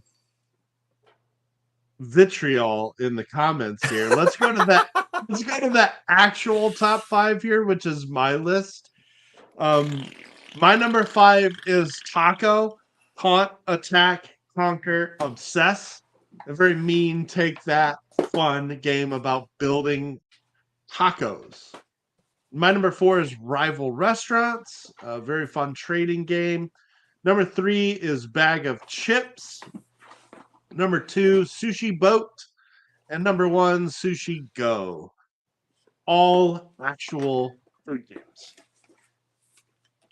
And you know what's funny? I started thinking about how loosely you were going to take this topic. And I made the actual adjustment today to make sure my list was 100% food games, so we wouldn't get flamed in our comments.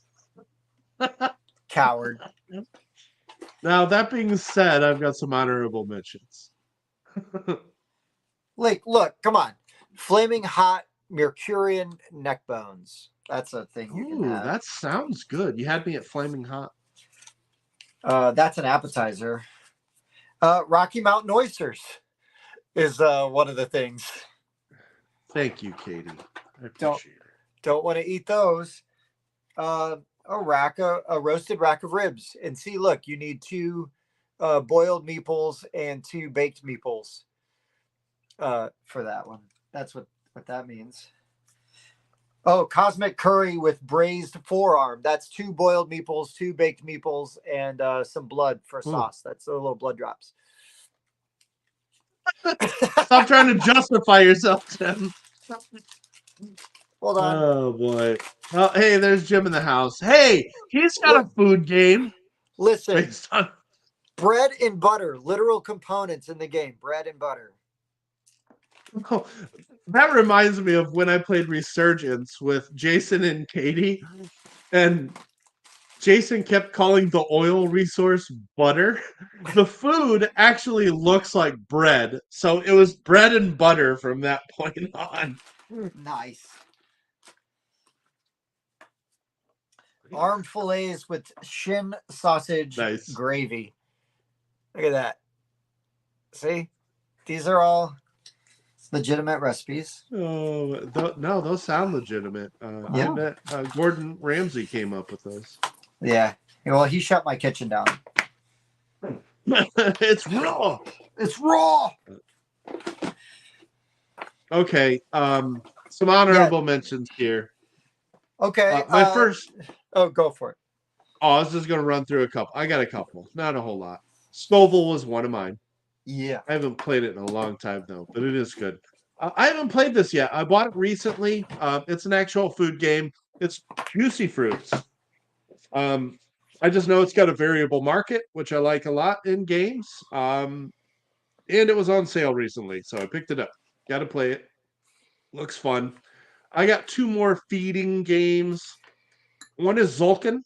Got to feed your workers in Zulkin. Zulkin. I mean, there's like all the corn and everything in that, right? So like, yeah. Just a really, really interesting mechanic where you leave those workers on that wheel and spin it, and as the rounds go on, the longer you wait, the better those resources are when you pull them. Somebody mentioned this one earlier, but I only played it once, and it was A Feast for Odin. I absolutely loved this game, but I still don't have it in my collection, and I still haven't played it since. I need to just get it. It is really good. If I played it more, I'd probably end up liking it more than Converna even is awesome. But it's a lot, and it was a long time ago. So there you go. Those are my only honorable mentions. Okay, I got some honorable mentions.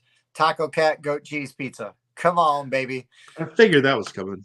Come on, Taco Cat Goat Cheese Pizza. I still need to play that.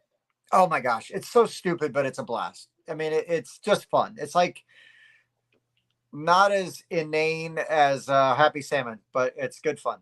I will say, hey, we got our buddy Jim Cole in here. Zombie survival infection. You can be a zombie and you can eat people. Legitimate choice. Also, only for Tim. The reason for this list, charcuterie. Foreshadowing. Charcuterie. Go back it now. It's live on Kickstarter. That's a very good, legitimate food related game that you could go and play and check out. Charcuterie is super fun. A local woman made a board game called Nosh, and it is literally a board that it's a charcuterie board. The board for the game is a charcuterie board, which then you seed the board with different types of food, whether it's salty or sweet or crunchy. And then, I mean, it's basically after that, it's kind of a roll and move and you're moving around. But the point of the game is more for the socialization, and like talking while you are just kind of doing this activity. But it's really fun. And there's questions that you have to ask or answer. And I really like that aspect of the game because it is literally just like, how do we get to know people? One that I don't like at all, but it bears mentioning because it is very food related, and that is New York Slice, which is I Split You Choose style game.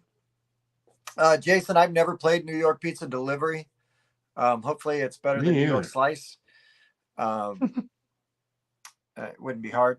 And let's see. Is there anything else I'm forgetting? I think I've got all of mine.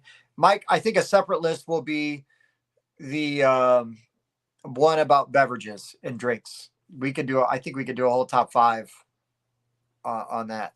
The one time you played Agricola, you played as a vegetarian and you did really poorly. Yeah, that's because I couldn't be a vegetarian. So I was about to say that's because being a vegetarian sucks. But that is my point. That's like my opinion, man. I know plenty of vegetarians and vegans, and they don't suck. I just would suck at being a vegetarian. You couldn't bring yourself to eat the cute meeple animals. Reed, you're too kind. Hey, David, good to see you, buddy. Thanks for being here and sticking it out. Reed, you're a vegetarian? Well, you definitely don't suck. So, see you, David. Thanks for tuning in.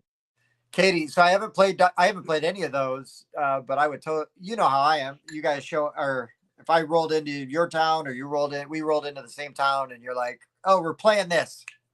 You got it. I'm down. I'm interested. I can't think of any others. I think we could do a beverage related one pretty easily. I think we should do that sometime soon. There's still some really, there's still some really highly regarded beverage games I really want to play. One being Distilled. I still need to play that. Oh, Distilled, yeah.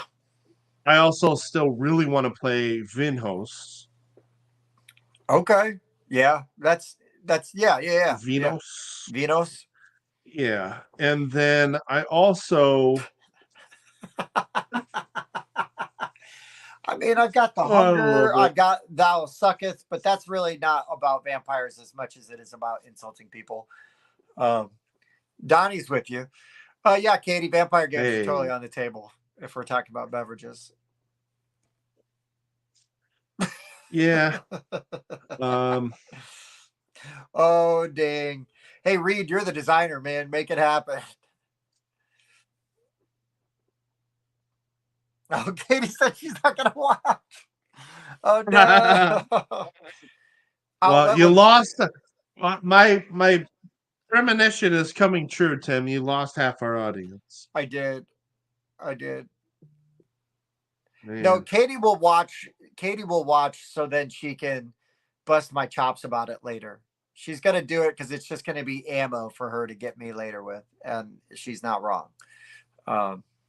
Okay, so should we try to rein our viewers back with a little bit of trivia for Tim?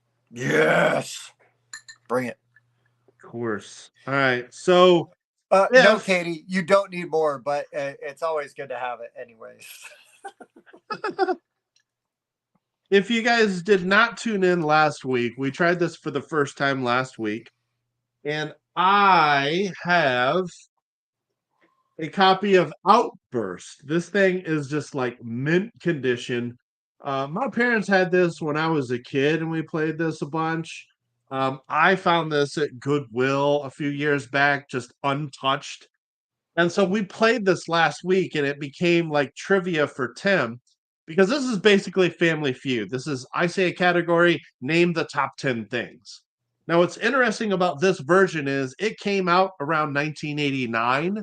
So anything post 1990 isn't going to fly.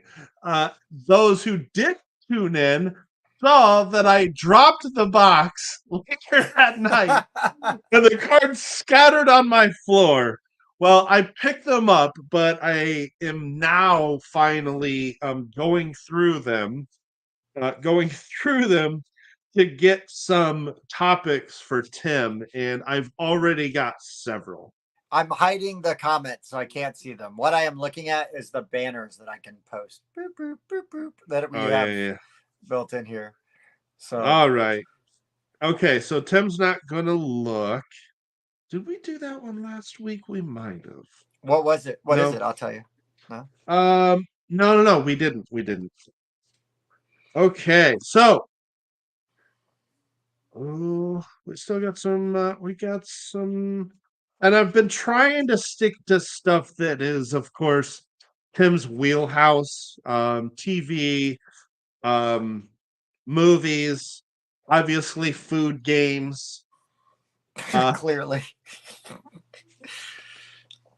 So I've been sticking to those things. So I will give you some choices here, Tim, and then you get to pick one. Of course, again, these are all pre-1990. Let me go with stuff that you will appreciate. I have James Stewart films. Oh, Jimmy Stewart. Okay. Or Disney films not animated. Okay, give me Jimmy Stewart. Man, we need that Disney one when West is on next time. See, you know what, right? Mike, save that Disney one. We'll see if we can get West on Friendsgiving or the 1 year anniversary. And good idea. I'll throw it on the floor.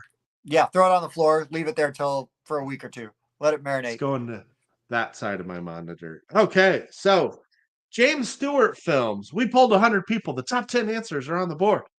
Give me 10 James Stewart films. All right, Jimmy Stewart. It's weird that you call him James Stewart. Mr. Smith Goes to Washington. That's what it's called on here. So weird. Is Mr. Smith Goes to Washington on there? That is number 1. It's a Wonderful Life. 3. Greatest Show on Earth. No. What? Harvey. 4. Okay. Why am I drawing a blank on Jimmy Stewart? Oh, Rear Window. 5. North by Northwest. No. Vertigo. 6. Okay. How's North by Northwest not on there? Rope. 7. Oh yeah. Okay. Have you heard of any of the ones that I'm not saying? Like one of them. Um, You have 1, 3, 4, 5, 6, and 7. So you're missing 2 and 8 through 10. 2, 8, 9, and 10. So I'm missing 4. I've gotten 6. That's pretty good. It's over half. Gosh. One of them has a city in the title. Is it? Oh, is that like Philadelphia? Philadelphia is with Tom Hanks and Denzel Washington. It's like Philadelphia Story. Mm-mm. Is that it? No. A city in the title. Who's in Philadelphia Story? There's another one that is a person's name. It's a story. God. I don't know these, so my hints are gonna suck. Oh wait. The one I should know the most because I was in this play in high school and my best friend played the Jimmy Stewart character, and that's Arsenic and Old Lace. Nope. All right. I give up. Give me the rest. Number 10. The Glenn Miller Story. Mm. Number 9. The Spirit of St. Louis. Okay. Number 8. The Man Who Knew Too Much. Okay. And number 2. Destry Rides Again. Oh. All right. Well, I named the ones I felt good about. I'm looking. Oh, Arsenic Old Lace was Cary Grant? I thought that was Jimmy Stewart. I have not watched any of those. God, Cary Grant and Jimmy Stewart are like the same person in my brain. That's not fair to either of them, but okay. All right. Would you like films with night in the title? Yes, Bobby. Night with an N. Or cartoon pairs? Cartoon pairs. Pre-1990 should be plenty to choose from. Top 10 answers are on the board. Scooby and Shaggy? No. Rocky and Bullwinkle? Don't you dare say no. What? No. What? It's Bullwinkle the Moose. How'd they forget him? Watch me pull a rabbit out of my hat. What about Tennessee Tuxedo and Chumley? No, probably not. Too deep. No, too deep. Bugs and Elmer Fudd. Bugs Bunny and Elmer Fudd. Yeah, there you go. Number 3. Okay. Is Bugs Bunny on any of the other ones? Because you could literally pair him with a ton of people. No. Okay. Tom and Jerry. Number 1. Okay. Pinky and the Brain. Too new. Too new. Pinky and the Brain. Ren and Stimpy. Ren and Stimpy also too new. Okay. I'm the keeper of the cheese. North. Okay,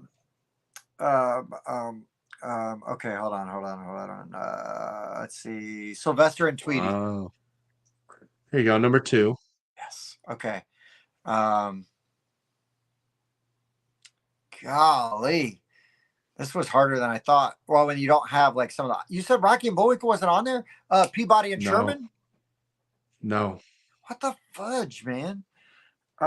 Mickey and Minnie, or Mickey and Donald? No. Mickey and Goofy? No. Mickey's not on there at all. No Mickey Mouse. No. Lady and the Tramp. No. That's a pairing. It is literally a pairing. I mean, you've got 2 or 3. You've got 1, 2, 3 of them so far. You're missing 4 through 10. You're still Jekyll missing a Looney Tunes pair. Oh, what are you saying? Heckle and Jekyll. There you go, number 9. Okay. Okay. I'm missing a Looney Tunes pair. So that could be it's not a Bugs Bunny. No bugs in there, right? Correct. Okay. God, I love Looney Tunes. I had Sylvester and Tweety. Oh, is it Pepe Le Pew and the cat? No. No. Okay. These were Looney Tunes, right? I thought they were. Okay. I'm gonna get away from Thank you. Oh, what about like Fred and Wilma? Like, do they got Flintstones on there? Betty and Barney? Yes. Barney and Fred? Yes. Or Fred and Barney? Yeah. Number 8. Okay. What about like Popeye and Bluto or Popeye and Olive Oil? Number 5. Okay. What about you are missing superhero pair. Batman and Robin. Correct. Okay. You're still missing the Looney Tunes. God, that's gonna piss me off. You're missing one that was originally animated, but not a cartoon. It's okay. It's a cartoon, but the original was not like drawing animated. Oh, is it like Gumby and what's his freaking horse's name? Is that it? Is it Gumby and the horse? Pokey. Gumby and Pokey. You're missing 2 more. I mean, one of them. I mean, they have campgrounds all over the state. Oh, Yogi and Hey, Boo Boo! Yeah, it took me a second. I had to say it to get his name. Yogi and Boo Boo. Picnic basket. No, I don't think so, Yogi. You're missing the Looney Tunes pair. I'm so mad. Give me one of them. Oh wait. Oh no. They're fast. Oh no! Wile E. Coyote and the Roadrunner. Duh. Yes. I got it before the clue. Just so you know. Well, I'm so mad that Rocky and Bullwinkle aren't on there. That is a travesty. I know. I agree. All right, I'll still give you this option again. So again, we've got films with night in the title. Or I'll give you some other options even if you want. Oh yeah, because the back of this one is an option. Here you go. Oh, they're all options. Or TV shows featuring teachers. Or characters from the Old Testament. Or the Andy Griffith Show. Andy Griffith Show. Wow, I did not expect you to pick that. We are going back to Nick at Night, folks. Yeah, baby. You ready? Okay, I'm ready. Andy. 2. Barney. 3. Opie.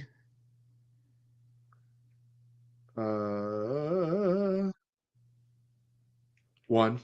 Okay. Sorry, they call him Little Opie. So whatever. It's Opie. Is it Floyd the Barber? Yes. Gomer Pyle. Also a great Nirvana song.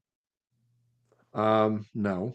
Yes, 9. Sorry. What? I was like, Gomer Pyle, like literally got his Aunt May. I'm scanning, so I'm looking for 2 names. They have them as 1 name.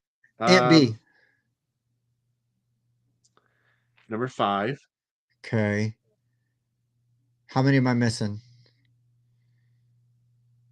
4, 6, 7, and 10. 4 characters. Man, I used to watch a ton of Andy Griffith. You're missing.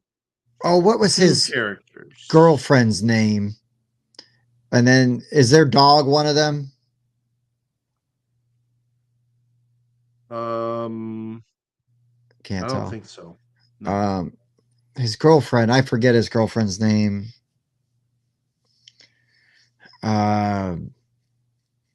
Said Floyd, Gomer, Barney. Who was the town drunk? Yes.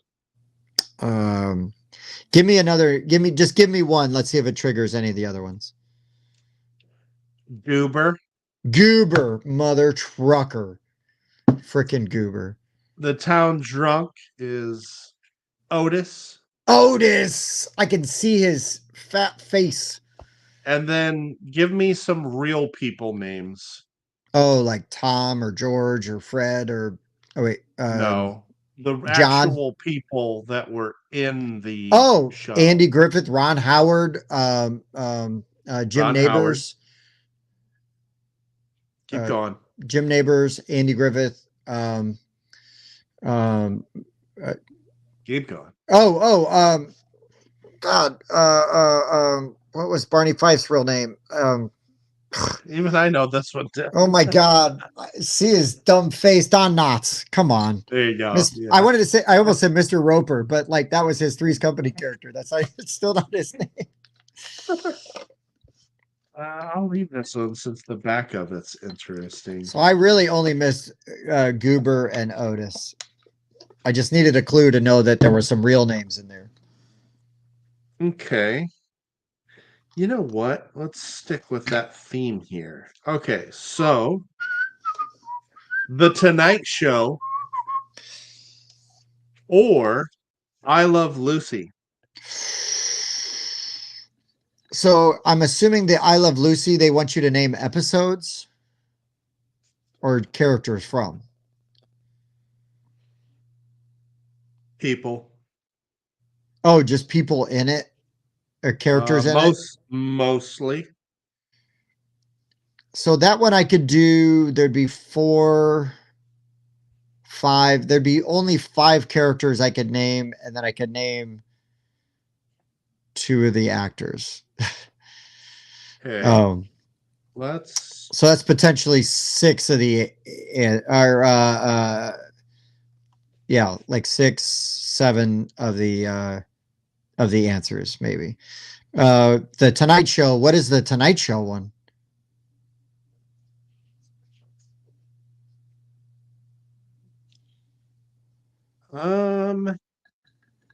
Mostly people. Oh, like people that were on the Tonight Show? Okay. Let's try the Tonight Show. Let's try it. All right. Pre-1990. Yeah, let's do it. Okay, so we're going to start with Johnny Carson. 1. Ed McMahon. 4. Dom DeLuise. No. Burt Reynolds. No.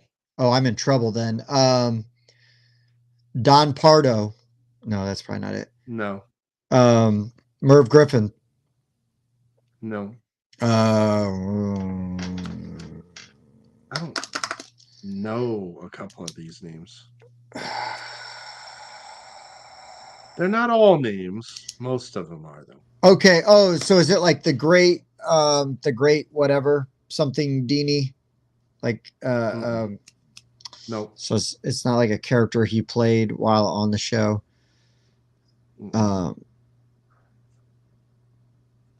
Give me one of the names. Just give me one of the names. Maybe that'll get me going in the right direction.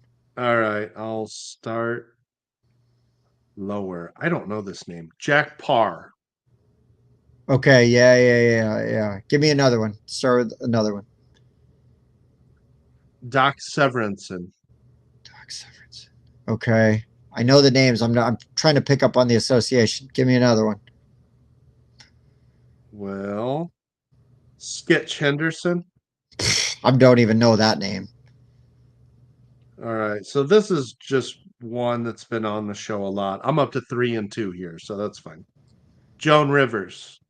Oh, and she also did host the Tonight Show while Carson was out for a while, and got passed over when Steve Allen. Oh, okay. Give me another host. Jay Leno. There you go. Okay, yeah. Then we've got Late at Night is number 7. Oh.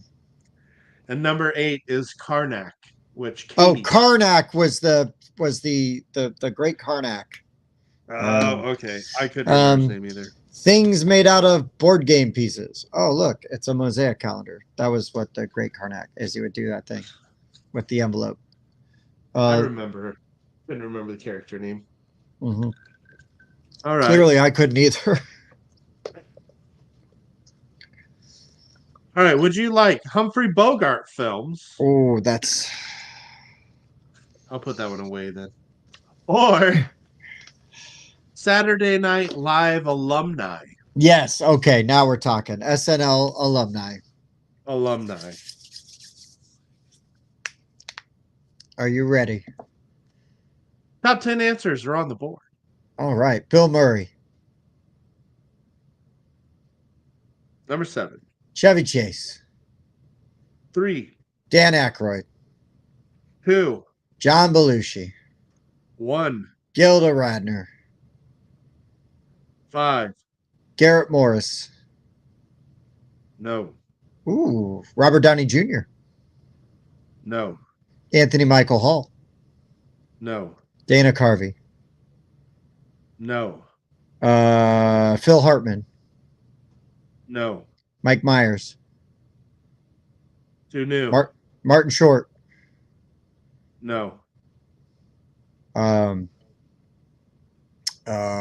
Jim Downey.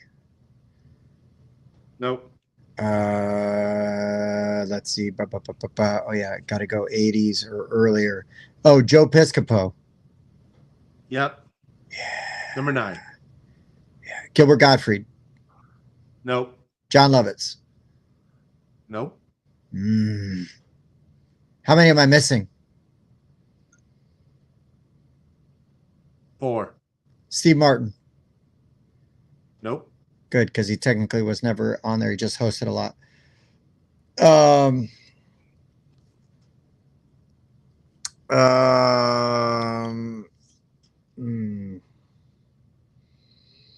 mean, you mentioned Jane Curtin. There you go, number 4. Yes. I mean, you mentioned his brother. Oh, Jim Belushi? Yeah. Barf. Sorry. That was a weird one. And how many I got left? 2? 2. One was a host for a long time from the late 70s. Well, I don't know how long. You mean he just kept hosting? Not hosting. He was on it. Oh, yeah, Eddie Murphy. Duh. There you go. Come on. Good God. How did I not think Eddie Murphy? And one other one who's pretty well. Yeah. So I said Dan Aykroyd. I said real famous from the 80s. I said Chevy Chase already, right? Mm-hmm. Okay. Harold Ramis. No, he wasn't on there. I said Bill Murray. It's number 8. Oh man, I'm gonna be so mad I didn't get this one. He has the same first name as Bill Murray. Well, kinda. Yeah, William. Will. Well, it can't be Will Ferrell or Will Forte. No. William. Billy. Who is it? Billy. Billy who? Crystal. Oh, fucking God. I knew you were going to hurt yourself when you heard that one. Oh, I'm so mad. I'm so mad I didn't get Billy Crystal. Also in Spinal Tap. Mime is Money. Come on. I love that movie. All right, give me the Bogart one because I think I can get like 5. Oh crap! Where did I put No, if you can't find it, never mind. Just grab a different one if you can't find it. Ooh. Yeah, I think I'll put it back. No. Move ahead. So 3 choices here. Films with a number in the title. Sean Connery films. Or Sean Connery films. And television news anchors. Oh God. Okay, Sean Connery films. Let's try it. I'm so mad I didn't get Billy Crystal. Oh, me too. Oh, yes. I love Billy Crystal. I love Billy Crystal. Okay. All Sean right. Connery. The top 10 answers are on the board. Untouchables. 9. Zardoz. No. From Russia with Love. Dr. No. Thunderball. 6. 7. Highlander. Wait, you said no before Highlander. From Russia with Love. Thunderball. Thought so. In the Name of the Rose. No. Hold on. There's another one with a country in the name. Yeah, I said From Russia with Love. Yes, there's another one.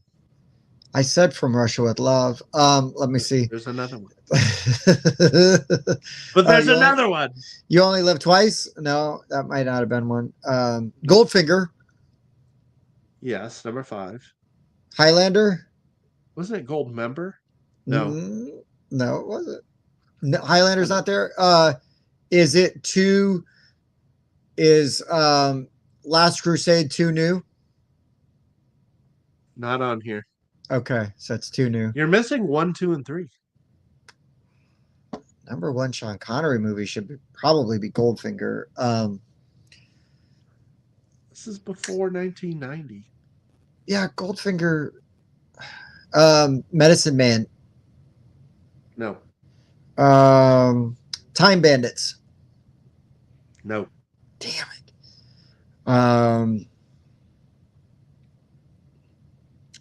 He was in some weird sci-fi stuff. Other than Zardoz. God, I am drawing a blank. Okay, give me one. I'll start from the bottom. This is one I think no, I won't do that one because I think you'll still get that one. The other country one is the Russia House. Oh, is Dr. No? Is there any other Bond ones? No. Okay. You mean Dr. No. That's Dr. No to you. Okay. Give me another one. Rising Sun, that's probably too new. Nope. Okay. Wait. Oh, my bad. There is one more Bond movie. It's the number 1. I said Thunderball. Diamonds Are Forever. Nope. The Spy Who Loved Me. Nope. No. I said Goldfinger. I said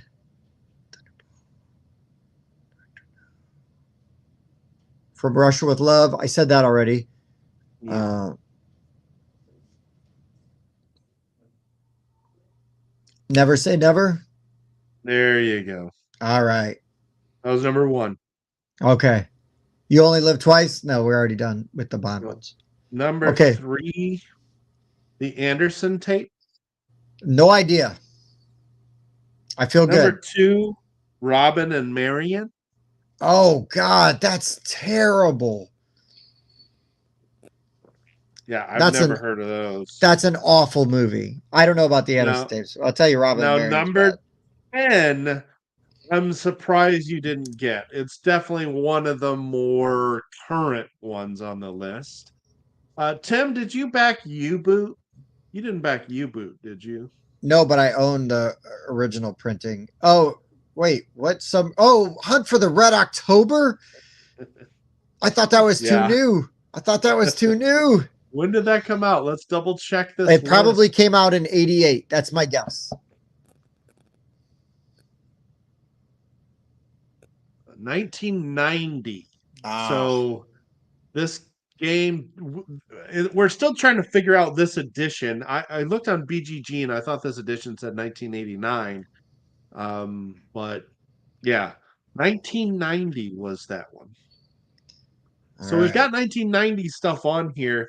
I can't confirm that there's anything past 90 until I find something else that we're narrowing in on when this version actually came out. We are. All right, Mike, give me another card and I'm going to make you do an autocomplete card. Okay. We are going to switch to our topic related topics. Okay. And you are going to get either kinds of milk. No, never mind. That's a drink. We're going with either parts of a taco or Chinese food. Ooh, let's go with parts of a taco. Okay. I can't think of 10 taco ingredients, but I'm going to try. Yeah. Well, don't forget about toenails. That's right. Brain, stuff like that. All right. Are we ready? Right. Yes. The shell. Taco. 1.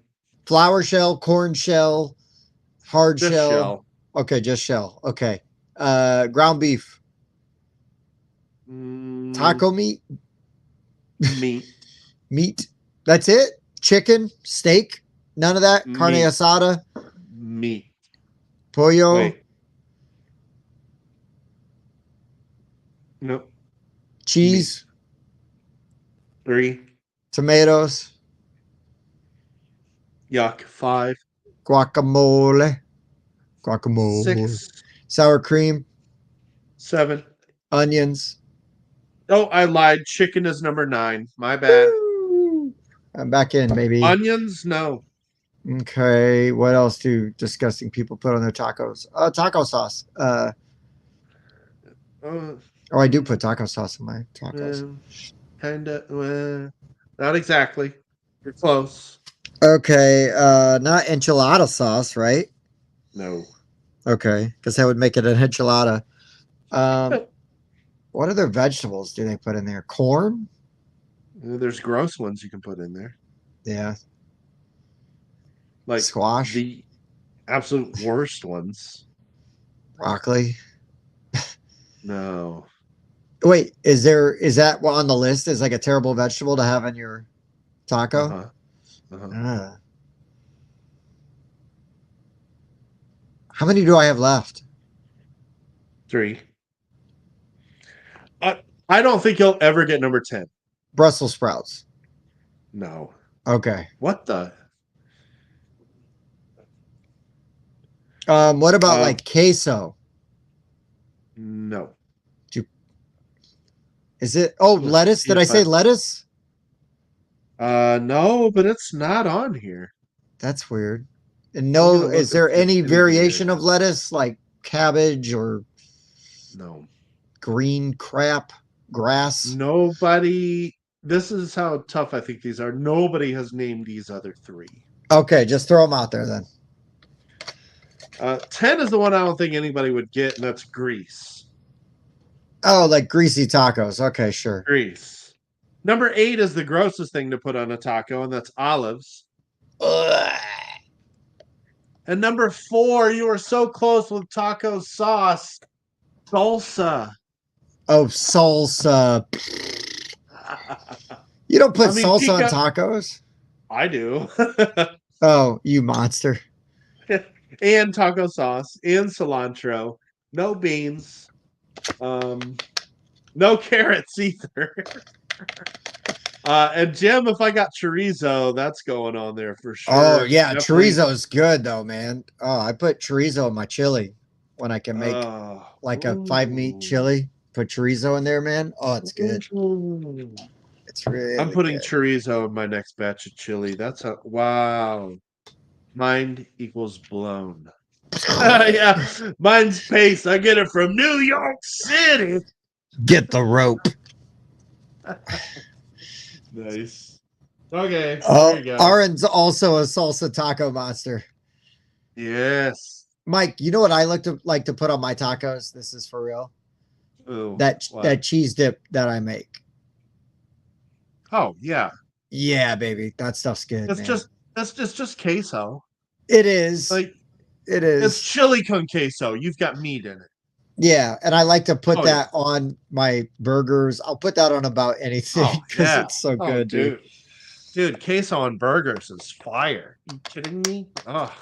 You can literally eat anything in queso. Seriously, hot dogs, anything. I've never tried that, but now I'm intrigued. There was a place in town that doesn't exist anymore. It was called Frank's Red Hots, and they would have like fire dogs. So they'd have like these really spicy hot dogs that were like bright red. Okay.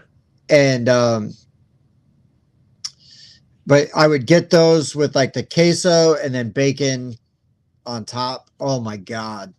So freaking good. But Mike, what's really important is that we play a round of autocomplete. And Mike, if you were typing into Google, because it's late at night, you've had a few drinks and you're a little bored. Did cavemen have blank? Did cavemen have Cavemen have wheels? Not on there. Did cavemen have fire? Not on there. Did cavemen have frontal lobes? That is definitely not on there. Go basic. I know. I'm too smart for people that Google this shit. Hey, we'll see you, Andrew. Stay tuned in the Discord for more details on Friendsgiving. And we fully expect you to be there. No pressure, but. Did cavemen have weapons? Nope. Did cavemen have sex? Nope. I'll give you one. I'm trying to dumb my answers down here. Let me give you one. Did cavemen have bread? Is one. Did cavemen have pasta? Nope, nothing that specific.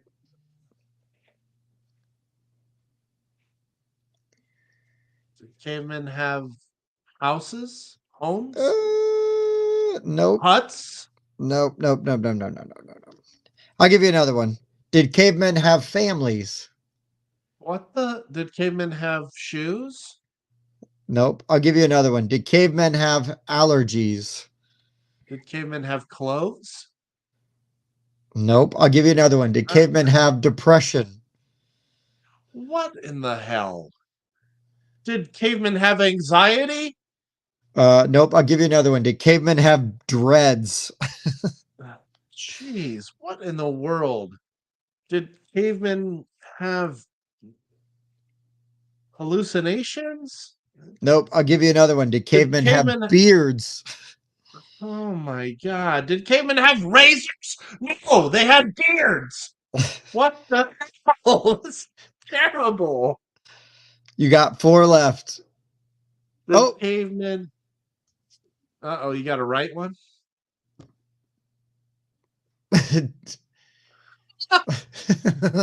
I don't think they did. Brian's very close. Brian is very close. I'm trying not to look, but I know, but I'm bringing it up so that you can see it as a clue for you. Did cavemen have dogs? Yes, ding, ding, ding. That's number 2. Did cavemen have cats? Nope, no more pets, no more animals. What do we use to communicate? Did they have a language? Bing, that's number 3. Did cavemen have writing utensils or eating utensils? Nope.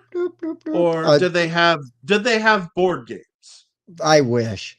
2 more. One of them is what we call each other.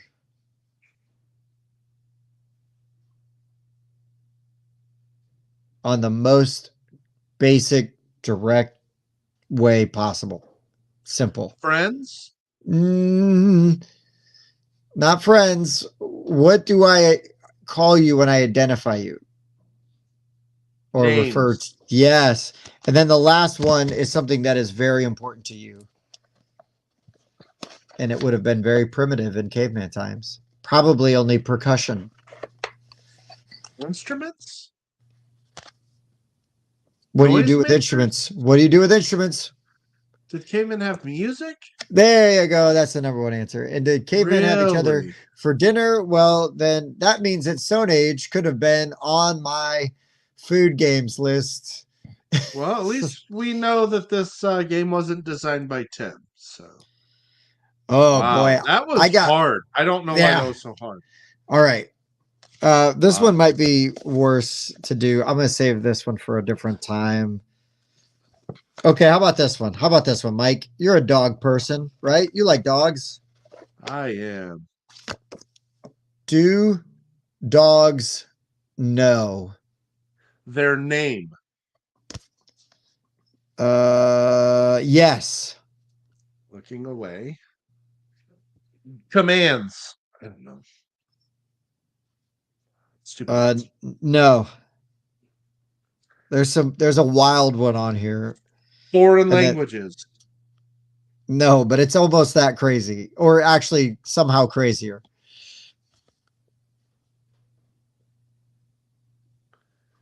Do dogs know? Do dogs know?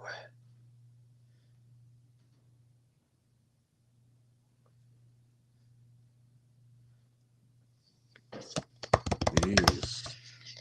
I'll give you the craziest one. Do dogs know calculus? What? Why would someone Google that? Why did enough people Google that it showed up in a freaking board game? Dude, dogs know geometry? No, they don't. No, there's yeah. The rest of them are a little more down to earth, and there's a weird one. Do dogs know that aliens built the pyramids? I mean, come on. How bad are these? Do dogs know? Do dogs know their way home? Ooh, that's actually a good one, and that's not there. I'll give you the second to last one. Do dogs know they are cute? That's so dumb. Do dogs know they have genitals? I mean, come on. Later, Brian. Have a good night, buddy. Do dogs know? Just reaching. Do dogs know when they fart? Oh yeah, I've seen them react to it. Yeah, usually they wake up, right? They fart mid-sleep. What? What the hell? Do dogs know when they're taking a crap? I mean, how dumb are these? They're pretty dumb. This one's legit though. There's a couple of sweet ones on here. Do dogs know when you're sick? That's a good one. Yeah. So now go along that line a little bit. That one is to sort of feed you. Dogs know when you're sad? Yes, that's number 3. Good job. Do dogs know when you're gonna die? That is, well, you're close. It's when do dogs know when they are dying? But I'm going to give it to you. I'm going to give it to you. That's number 2.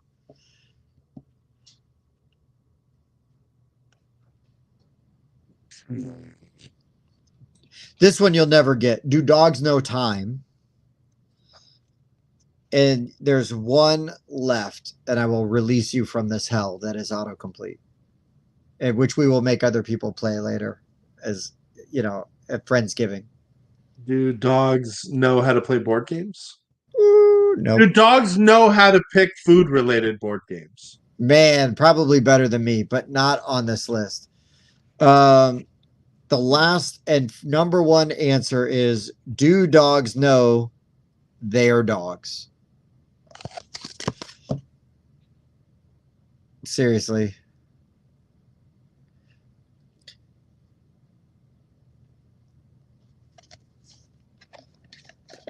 Speechless. Yeah, Aaron, you're not wrong, dude. It's wild. It's crazy. And yes, David, some dogs, it's really weird. Dogs and cats, like pets, animals, have like this really uncanny sense. Mm-hmm.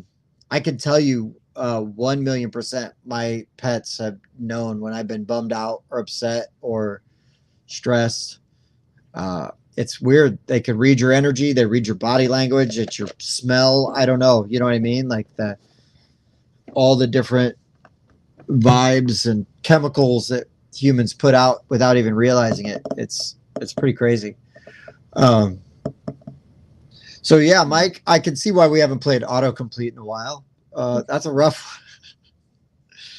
That is a rough one. But let's talk a little bit about Friendsgiving real quick. So in 2 weeks, the Wednesday before Thanksgiving, and I know 22nd. not everybody's going to make it, but we're having a stream. We will share more details next week on it as well as we get closer. But I think the way it's going to work is that we're going to set up a special Discord chat, which we will call the Friendsgiving like green room or something to that effect. And because what's going to happen is we will share the StreamYard code there. And when you go to StreamYard, you click on that, it's going to let you come in. It's going to let you pick your angle, your camera, and make sure your mic is good and test all of that before you get in. And then what you're going to do is it will then put you in like a little lobby, like a little holding area. And then we will see you as a guest, like pop in, and we will look there, and then we will bring you in to the live stream. And then what we would like to do is just, if you want to talk about your favorite game, or you want to play a quick game with us, or if we've got a couple of us on and we can play some autocomplete or some Outburst or some Fairy Tale Campaign Trail, that is, we just want to hang out with you guys. We want to do some fun stuff. And we just want to say thank you and celebrate you guys, because then the following week will be our 1-year anniversary show. And then that's when we're going to have like our celebrities, friends of the show, previous guests, all pop on, say hey. And we're going to talk about we're going to have them talk about like their favorite new to them games of the year. Like our guests. Yeah. And then other stuff too. Because we're getting to that point kind of in our year where we're going to be getting to those new to you games and favorite games from the year. So it seems like towards the end of the year is a good time to ask everybody. Hikmat will 1,000,000% be at Friendsgiving, especially if Aaron shows up. Especially if you guys are there or any Fairy Tale Campaign Trail gets played, Hikmat will be in attendance. I can't wait. We're also very willing, because we've been wanting to do this. We really have been wanting to play some more BGA games on the stream. So just an idea of games I know and Tim knows that we're willing to play. I know Tim isn't as big of a fan, but I'll just go through these. Planet Unknown, Abyss, Castles of Burgundy, It's a Wonderful World, Lost Ruins of Arnak, For Sale, Zolkin, Wingspan, Ark Nova, Catan, Sky Team. There's a bunch of great games on here now. My only problem with playing online is either A, I forget or get sidetracked, and B, some of the spatial games I have a really hard time playing online. Like for whatever reason, I need to like be able to hold the pieces, and to be able to do it. Puerto Rico, Stone Age, Hanabi, Space Base. Hey, I've got the Fury of Dracula app. If anybody wants to play it with me, I've got Star Realms, Ascension. You don't need BGA for those.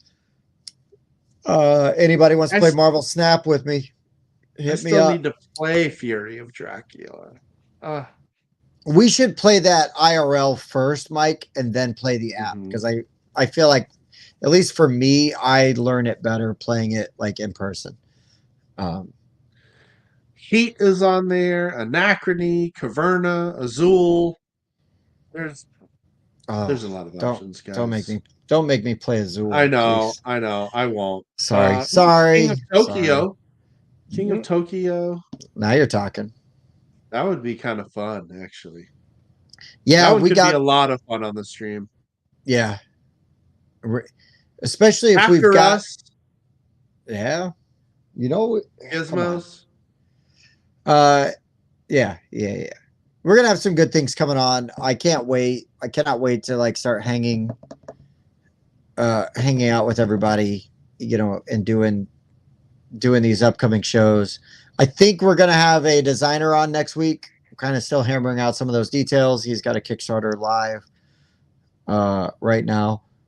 But yeah, we can wait to we'll see. Make sure he confirms first. Right. We will leave that as that. But we're very excited about Friendsgiving and then the 1-year anniversary. And yeah, buddy. Later, Jim. Thanks for coming, Jim, man. You're the man. If y'all haven't seen, get in the Discord and look, because wasn't it Andrew that got that cutting board? Yeah. Dude. That cutting board is badass. I think he posted that in our Facebook group too. I think he did. But no, just more about like what we're going to be doing over the next couple months. Especially when we get around Thanksgiving, like, yeah, we're still going to stream, but yeah, we just want to make it more fun and not as much of a structured top 5 each time. Nah, you know, like we just want to hang out and BS and do stuff with you guys, and hopefully there's gonna be some of that. And let's make Katie roll her eyes so hard that they stick it back in the back of her head.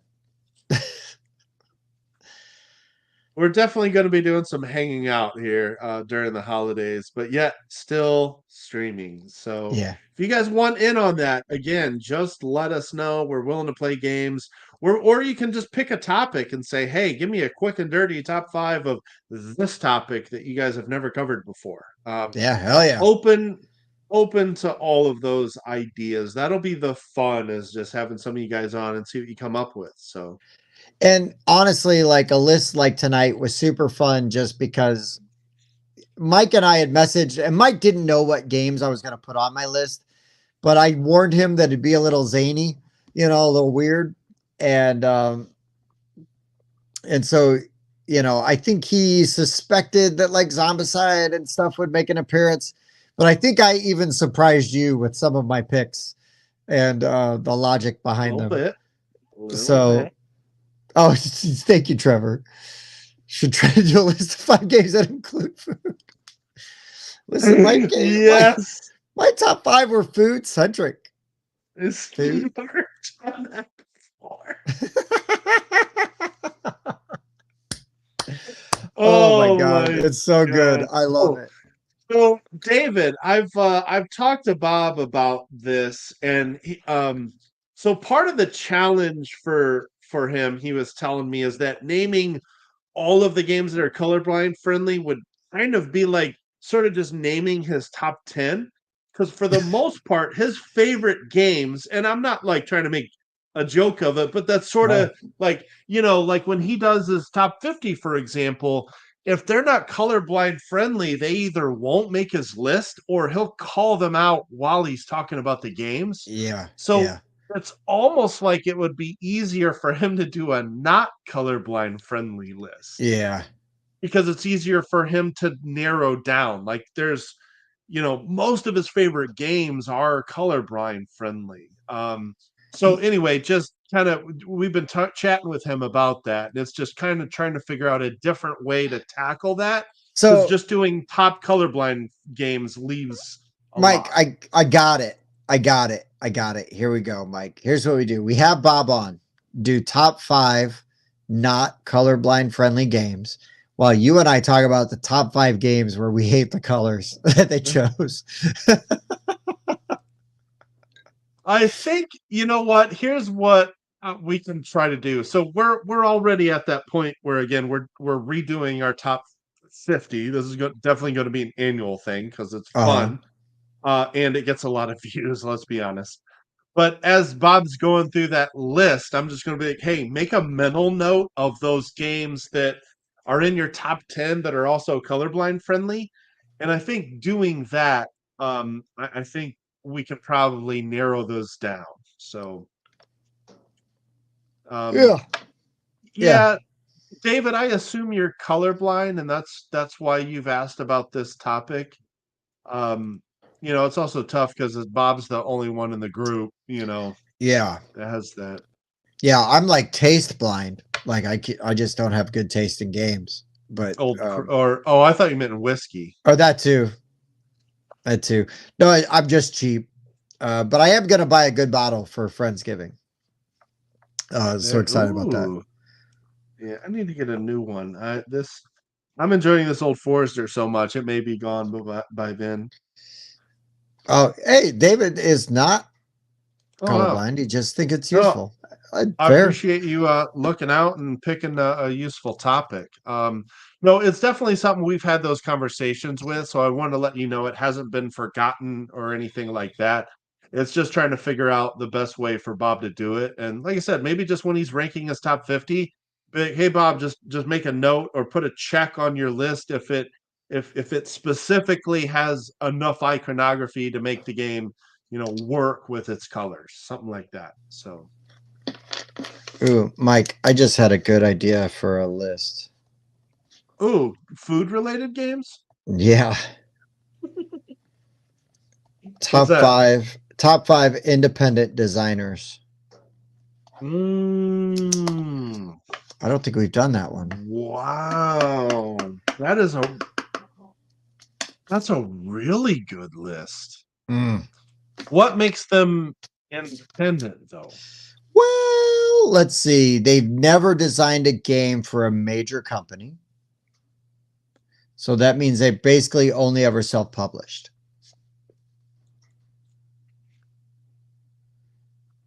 Whoa. Now, but there's a lot of indie designers who don't have their own publishing company and have pitched their games to other companies to publish it for them. Yeah, but I mean, if like Pandasaurus or CMON has made your game, I'm gonna say you're not an indie designer. Does that make sense? Yeah, and you got to be at least that big. Yeah, that's probably narrowing it down as it's not a big publisher backing. Yeah, I mean, I think we know enough of them to where we can draw some guidelines that'll work. That's a really good list, especially since we've been able to work with so many of them here over the last couple of years. Well, and it's kind of a fun way to not only highlight people that we have met and like and want to pump up, but there's maybe also people we've never met, and we're like, dude, this guy's made like 3 games. Why doesn't anybody know about him? Or maybe this lady's made 1 game and nobody's ever talked about it. It's really good. We need to talk about her game. I mean, it's just an excuse, to do that. Narrow it down to designers from Indiana. I don't know that many designers from Indiana. I got 2 right off the top of my head. 3. Hold on. One is so big he's not Isaac Childress.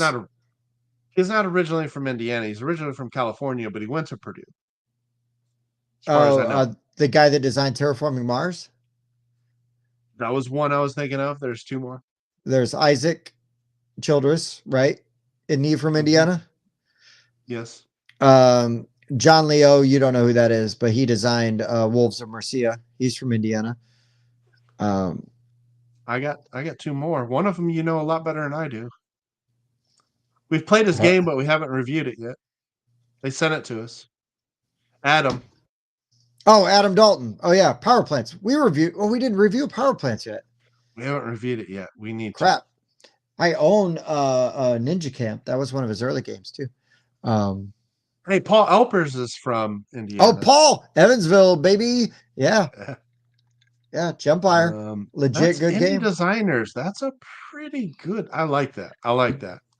That's a beefy one, dude. There's some really good ones in there. That's a really good one. Man, I hate to leave people out of that one though. Oh, I know. We're gonna lose some friends on that one.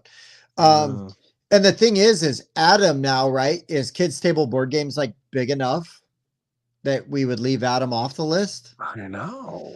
Because he has self-published some games, but he's also got Fall of the Mountain King, right? That's tough. Yeah. And how big do you consider Third World Studios? They're pretty indie because they, I mean, they also got a game from Kevin Wilson, so that's there's I don't know there. I mean, our lists are so specific. Tim, okay, so here's the thing, Mike. Here's the thing. There's indie designers, and then there's indie publishing companies. So like Third World and Trick or Treat, and some of those would be indie publishing companies, where the designers, right, are a little more freelancy, right, and it may be bopped around a little bit, but we can't use Eric Lang and Martin Wallace, right? Because those guys are not indie designers. Those guys basically are going to pitch a game and they're going to get it signed. So indie designers and then indie companies. That's two different lists. Independent. Well, because we're also going to do a top either unreleased games or a games coming out in 2024. However you want to approach it, because there were so many games we got to preview this year that will come out next year that I feel really good about our ability to come up with a banger list for that one. Oh my God. That's 3 lists right there. I'm just going to tell you right now, spoiler, Cartini is going to be one of mine. Which Cartini? Ooh, did I say it wrong? No. Remember that one about the teacher, the woman teachers in India? Oh yeah, that one's really good. Holy crap, that game was good. That game is awesome, dude. Cartini was great. Somebody has that. I don't have that game. Somebody got that game. I don't think so. We had to send it back. Oh, is that what it was? We sent it along. Dang. We had a preview. We just had a prototype. Yeah, we did. That game was good. That was from Ion Game Design. Man, that game was solid. That game was really good. Really crunchy. We could really hit you guys with some 2024 releases that I think would be a great list. Oh, Trevor backed it. Hell yeah, man. Nice. Especially being a teacher, man. Like, seriously, that theme is going to blow you away. So how good they tied the theme into that game. It's really strong. It's such a good game. I just want to know, did you know about Cartini before we talked about it, or did we help? I just want to know if we helped at all with that game. If we got that game one backer, I will be so happy. But if you found it independently, also fine. I will still be fine. But I wasn't sure if you heard about it from somebody else or if you heard about it from us. But yeah, Cartini, sweet.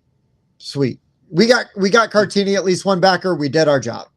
I read into her backstory. I think several of us did. As we read into her backstory because of that game, it's like, wow, this person was extremely influential. Yeah, really amazing. And thank you, David. It's true. Hopefully, some packing peanuts in there so the corners don't get nudged. Right. But yeah, we could really bring a strong 2024 release list. That one's going to be studio, though, I think. And I think what we're going to end up doing is we're going to be supplementing more of our studio episodes here on the Whiskey Wednesday. So we talked about, like, when we do our top 50, Tim and I will rank up more than 100 games, and 51 through 100 will be on Whiskey Wednesday. So we've got 5 weeks of content just doing 51 through 100. Yeah, that'll roll us through December real easy. But the problem is, I mean, it's not a problem. We got to get working on that, Mike. Because then our next top 5 will have to then be our top 50. We'll have to start getting it. Well, our top 100 to 50. I think we just need to start it in December, January. We'll be fine. Okay. But I'm really excited about this independent designers, independent publishers lists, and then the upcoming and 2024 list. I'm very pumped for. Man, I'm just trying to decide if those need to be studio episodes, because some of those are going to be really good. Yeah, no, let's do it. I say we save them for our Whiskey Wednesdays, because I really think now maybe the 2024 upcoming, that could be a good studio one. but I think the other ones, the indie ones, I think we celebrate here on the live show. I think we do that for sure. I think we do that here. Because I mean, one of the things that we really enjoy doing, right, is having all these independent publishers on to hang out with us, and you know, we love those guys and gals. We're excited about them. We're happy to have them. It is a joy of the hobby, you know, and getting to do this. Ooh, I don't know this one. Oh. Indie. Uh-huh. Don't fall for David's traps. Maybe it's just getting later and I'm not picking up on all of the soliloquy going on here. Yeah, maybe it was also Independence Day, but it was an Indiana Jones themed game at the same time during Independence Day, designed by somebody from Indiana, but it was published by an independent studio by an indie designer. Yeah. I'll take it to the end. The end. But right. Let's wrap this bad boy up. But this has been awesome. I loved this list. This was super fun. Mike, thank you for humoring me and doing this one. I know you were like, what? Food games? I'm like, dude, this will be fun. And you're like, oh, actually, I've thought of a bunch of food games. And you did. And I think, oh, yeah, we need to do a beverage games. Yeah. I'm writing that down right now, too. Tim the keeper of the list too now? I used to have all of these in Basecamp. I still do. I haven't added any in a long time though. Man, I haven't dipped into Basecamp in ages right now. Yeah. So it's still useful. I have stuff saved in there. So yeah. Wow. Uh-oh. Tim's phone went dead. I was over here looking at a different tab and figuring out what other lists we hadn't touched yet. And then I caught that we lost Tim. Did you boot me? No. All of a sudden, it like kicked me all the way out, and it was like entering studio. I'm like, what happened? I've had no buffering issues in ages. That's not even a joke anymore. Can you believe that, Mike? Oh, yeah, that's true. That is true. It's killing it. I just hope that's yes. Only the fingers. I like those fingies. You know, I was just kind of recapping some topics that we had done. I was looking at the list here, and I remember we did a topic with Katsia that was top IPs that we wanted turned into games. I just wanted to point out that one of mine on that list is currently live on Kickstarter, and we previewed it. I said I wanted a Saw game. Oh, that was on my list for that. And then sure enough, I was foreshadowing is what you didn't know. We did that one probably like April or May, maybe. We did that while Katya's. That'll tell you when Katya's calendar was live, because we did that when her calendar went live. That's true. That is true. So good stuff. We got a lot going on, guys. We're excited. It's gonna be fun. Everybody check out boardgamecreations.com. Go get your calendar. Check out the Pirate Gold poker set. We're gonna have an official video, but I'm telling you, this stuff looks so good. I don't know them from Adam. They did send us a set to play with and check out, and I'm really glad that they did, because that crap is awesome. So if you like to bling out your games, it's going to be a really good way to go. There'll be a proper video on it really soon, but I was too excited to not take the opportunity to talk about it. I made my 6-year-old Clark help me like unbag all the coins and like load up the box. I'm like, buddy, do you want to help me get pirate treasure? And he's like, yeah. And so we did that before the show tonight. And yeah, I've got these very cool now dice bags that I'm going to be able to use. So I don't have all of Mike's Crown Royale bags, but I've got these and they're pretty damn good. And I'm very excited about it. So, it's right out. Yeah, David, I also still appreciate the Python references as we're going. But yeah, guys, it's been awesome. I really am excited for Friendsgiving. We're going to have another awesome show next week for you. We will reveal more as we get closer and get some details lined up. But the end of this month is going to be banging. You don't want to miss it. Be in our Discord because that's probably going to be the best way to join us on the StreamYard. And if for some reason, let's just say, hey guys, I really don't want Discord on my phone. I don't want to do Discord. Reach out to us and we will find a way to get you the link to StreamYard. But for the most part, that's going to be the easiest way to do it. Facebook, Discord, email, which I'll drop in there. BoardGameRundown@gmail.com. Still waiting for our Castles of Burgundy winner. Yeah, that's true. Time to find another one. Good Lord. I know it's been a month, I think, since I picked the last one. Technically, yes, David, on BGG, but I don't ever log into the Board Game Rundown account of BGG. I only ever log into Timbot on BGG, which you see as my username. Yep. I'm on there too. Daily. But David, if you reach out to us, dude, and you want to come on and that's your preferred way to get the link, be happy to share it with you. We'd love to see your beautiful face and come on and talk to us for a few minutes. And you can explain to us why we're not really friends.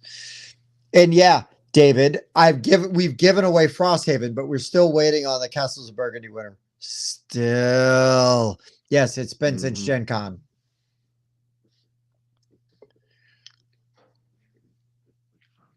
Yep, been trying since Gen Con.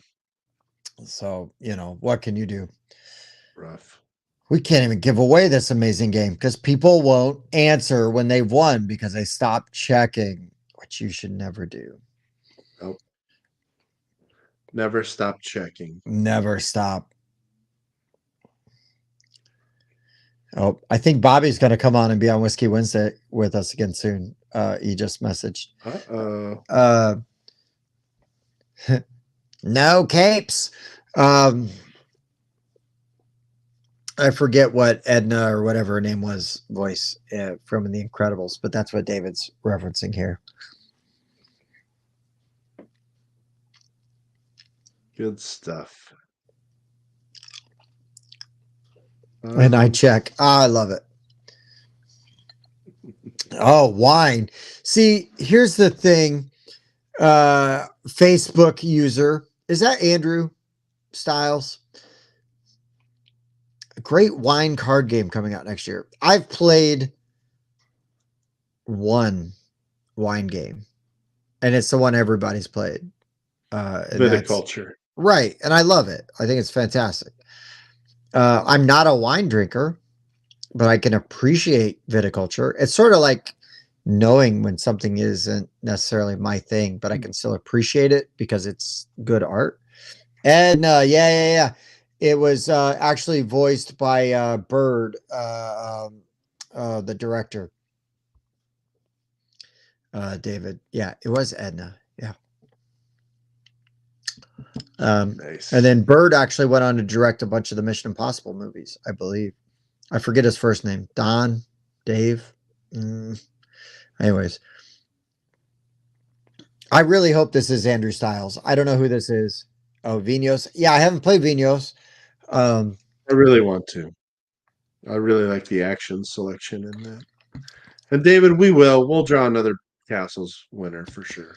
Wait, was Vinos is that a Uwe? No, that's a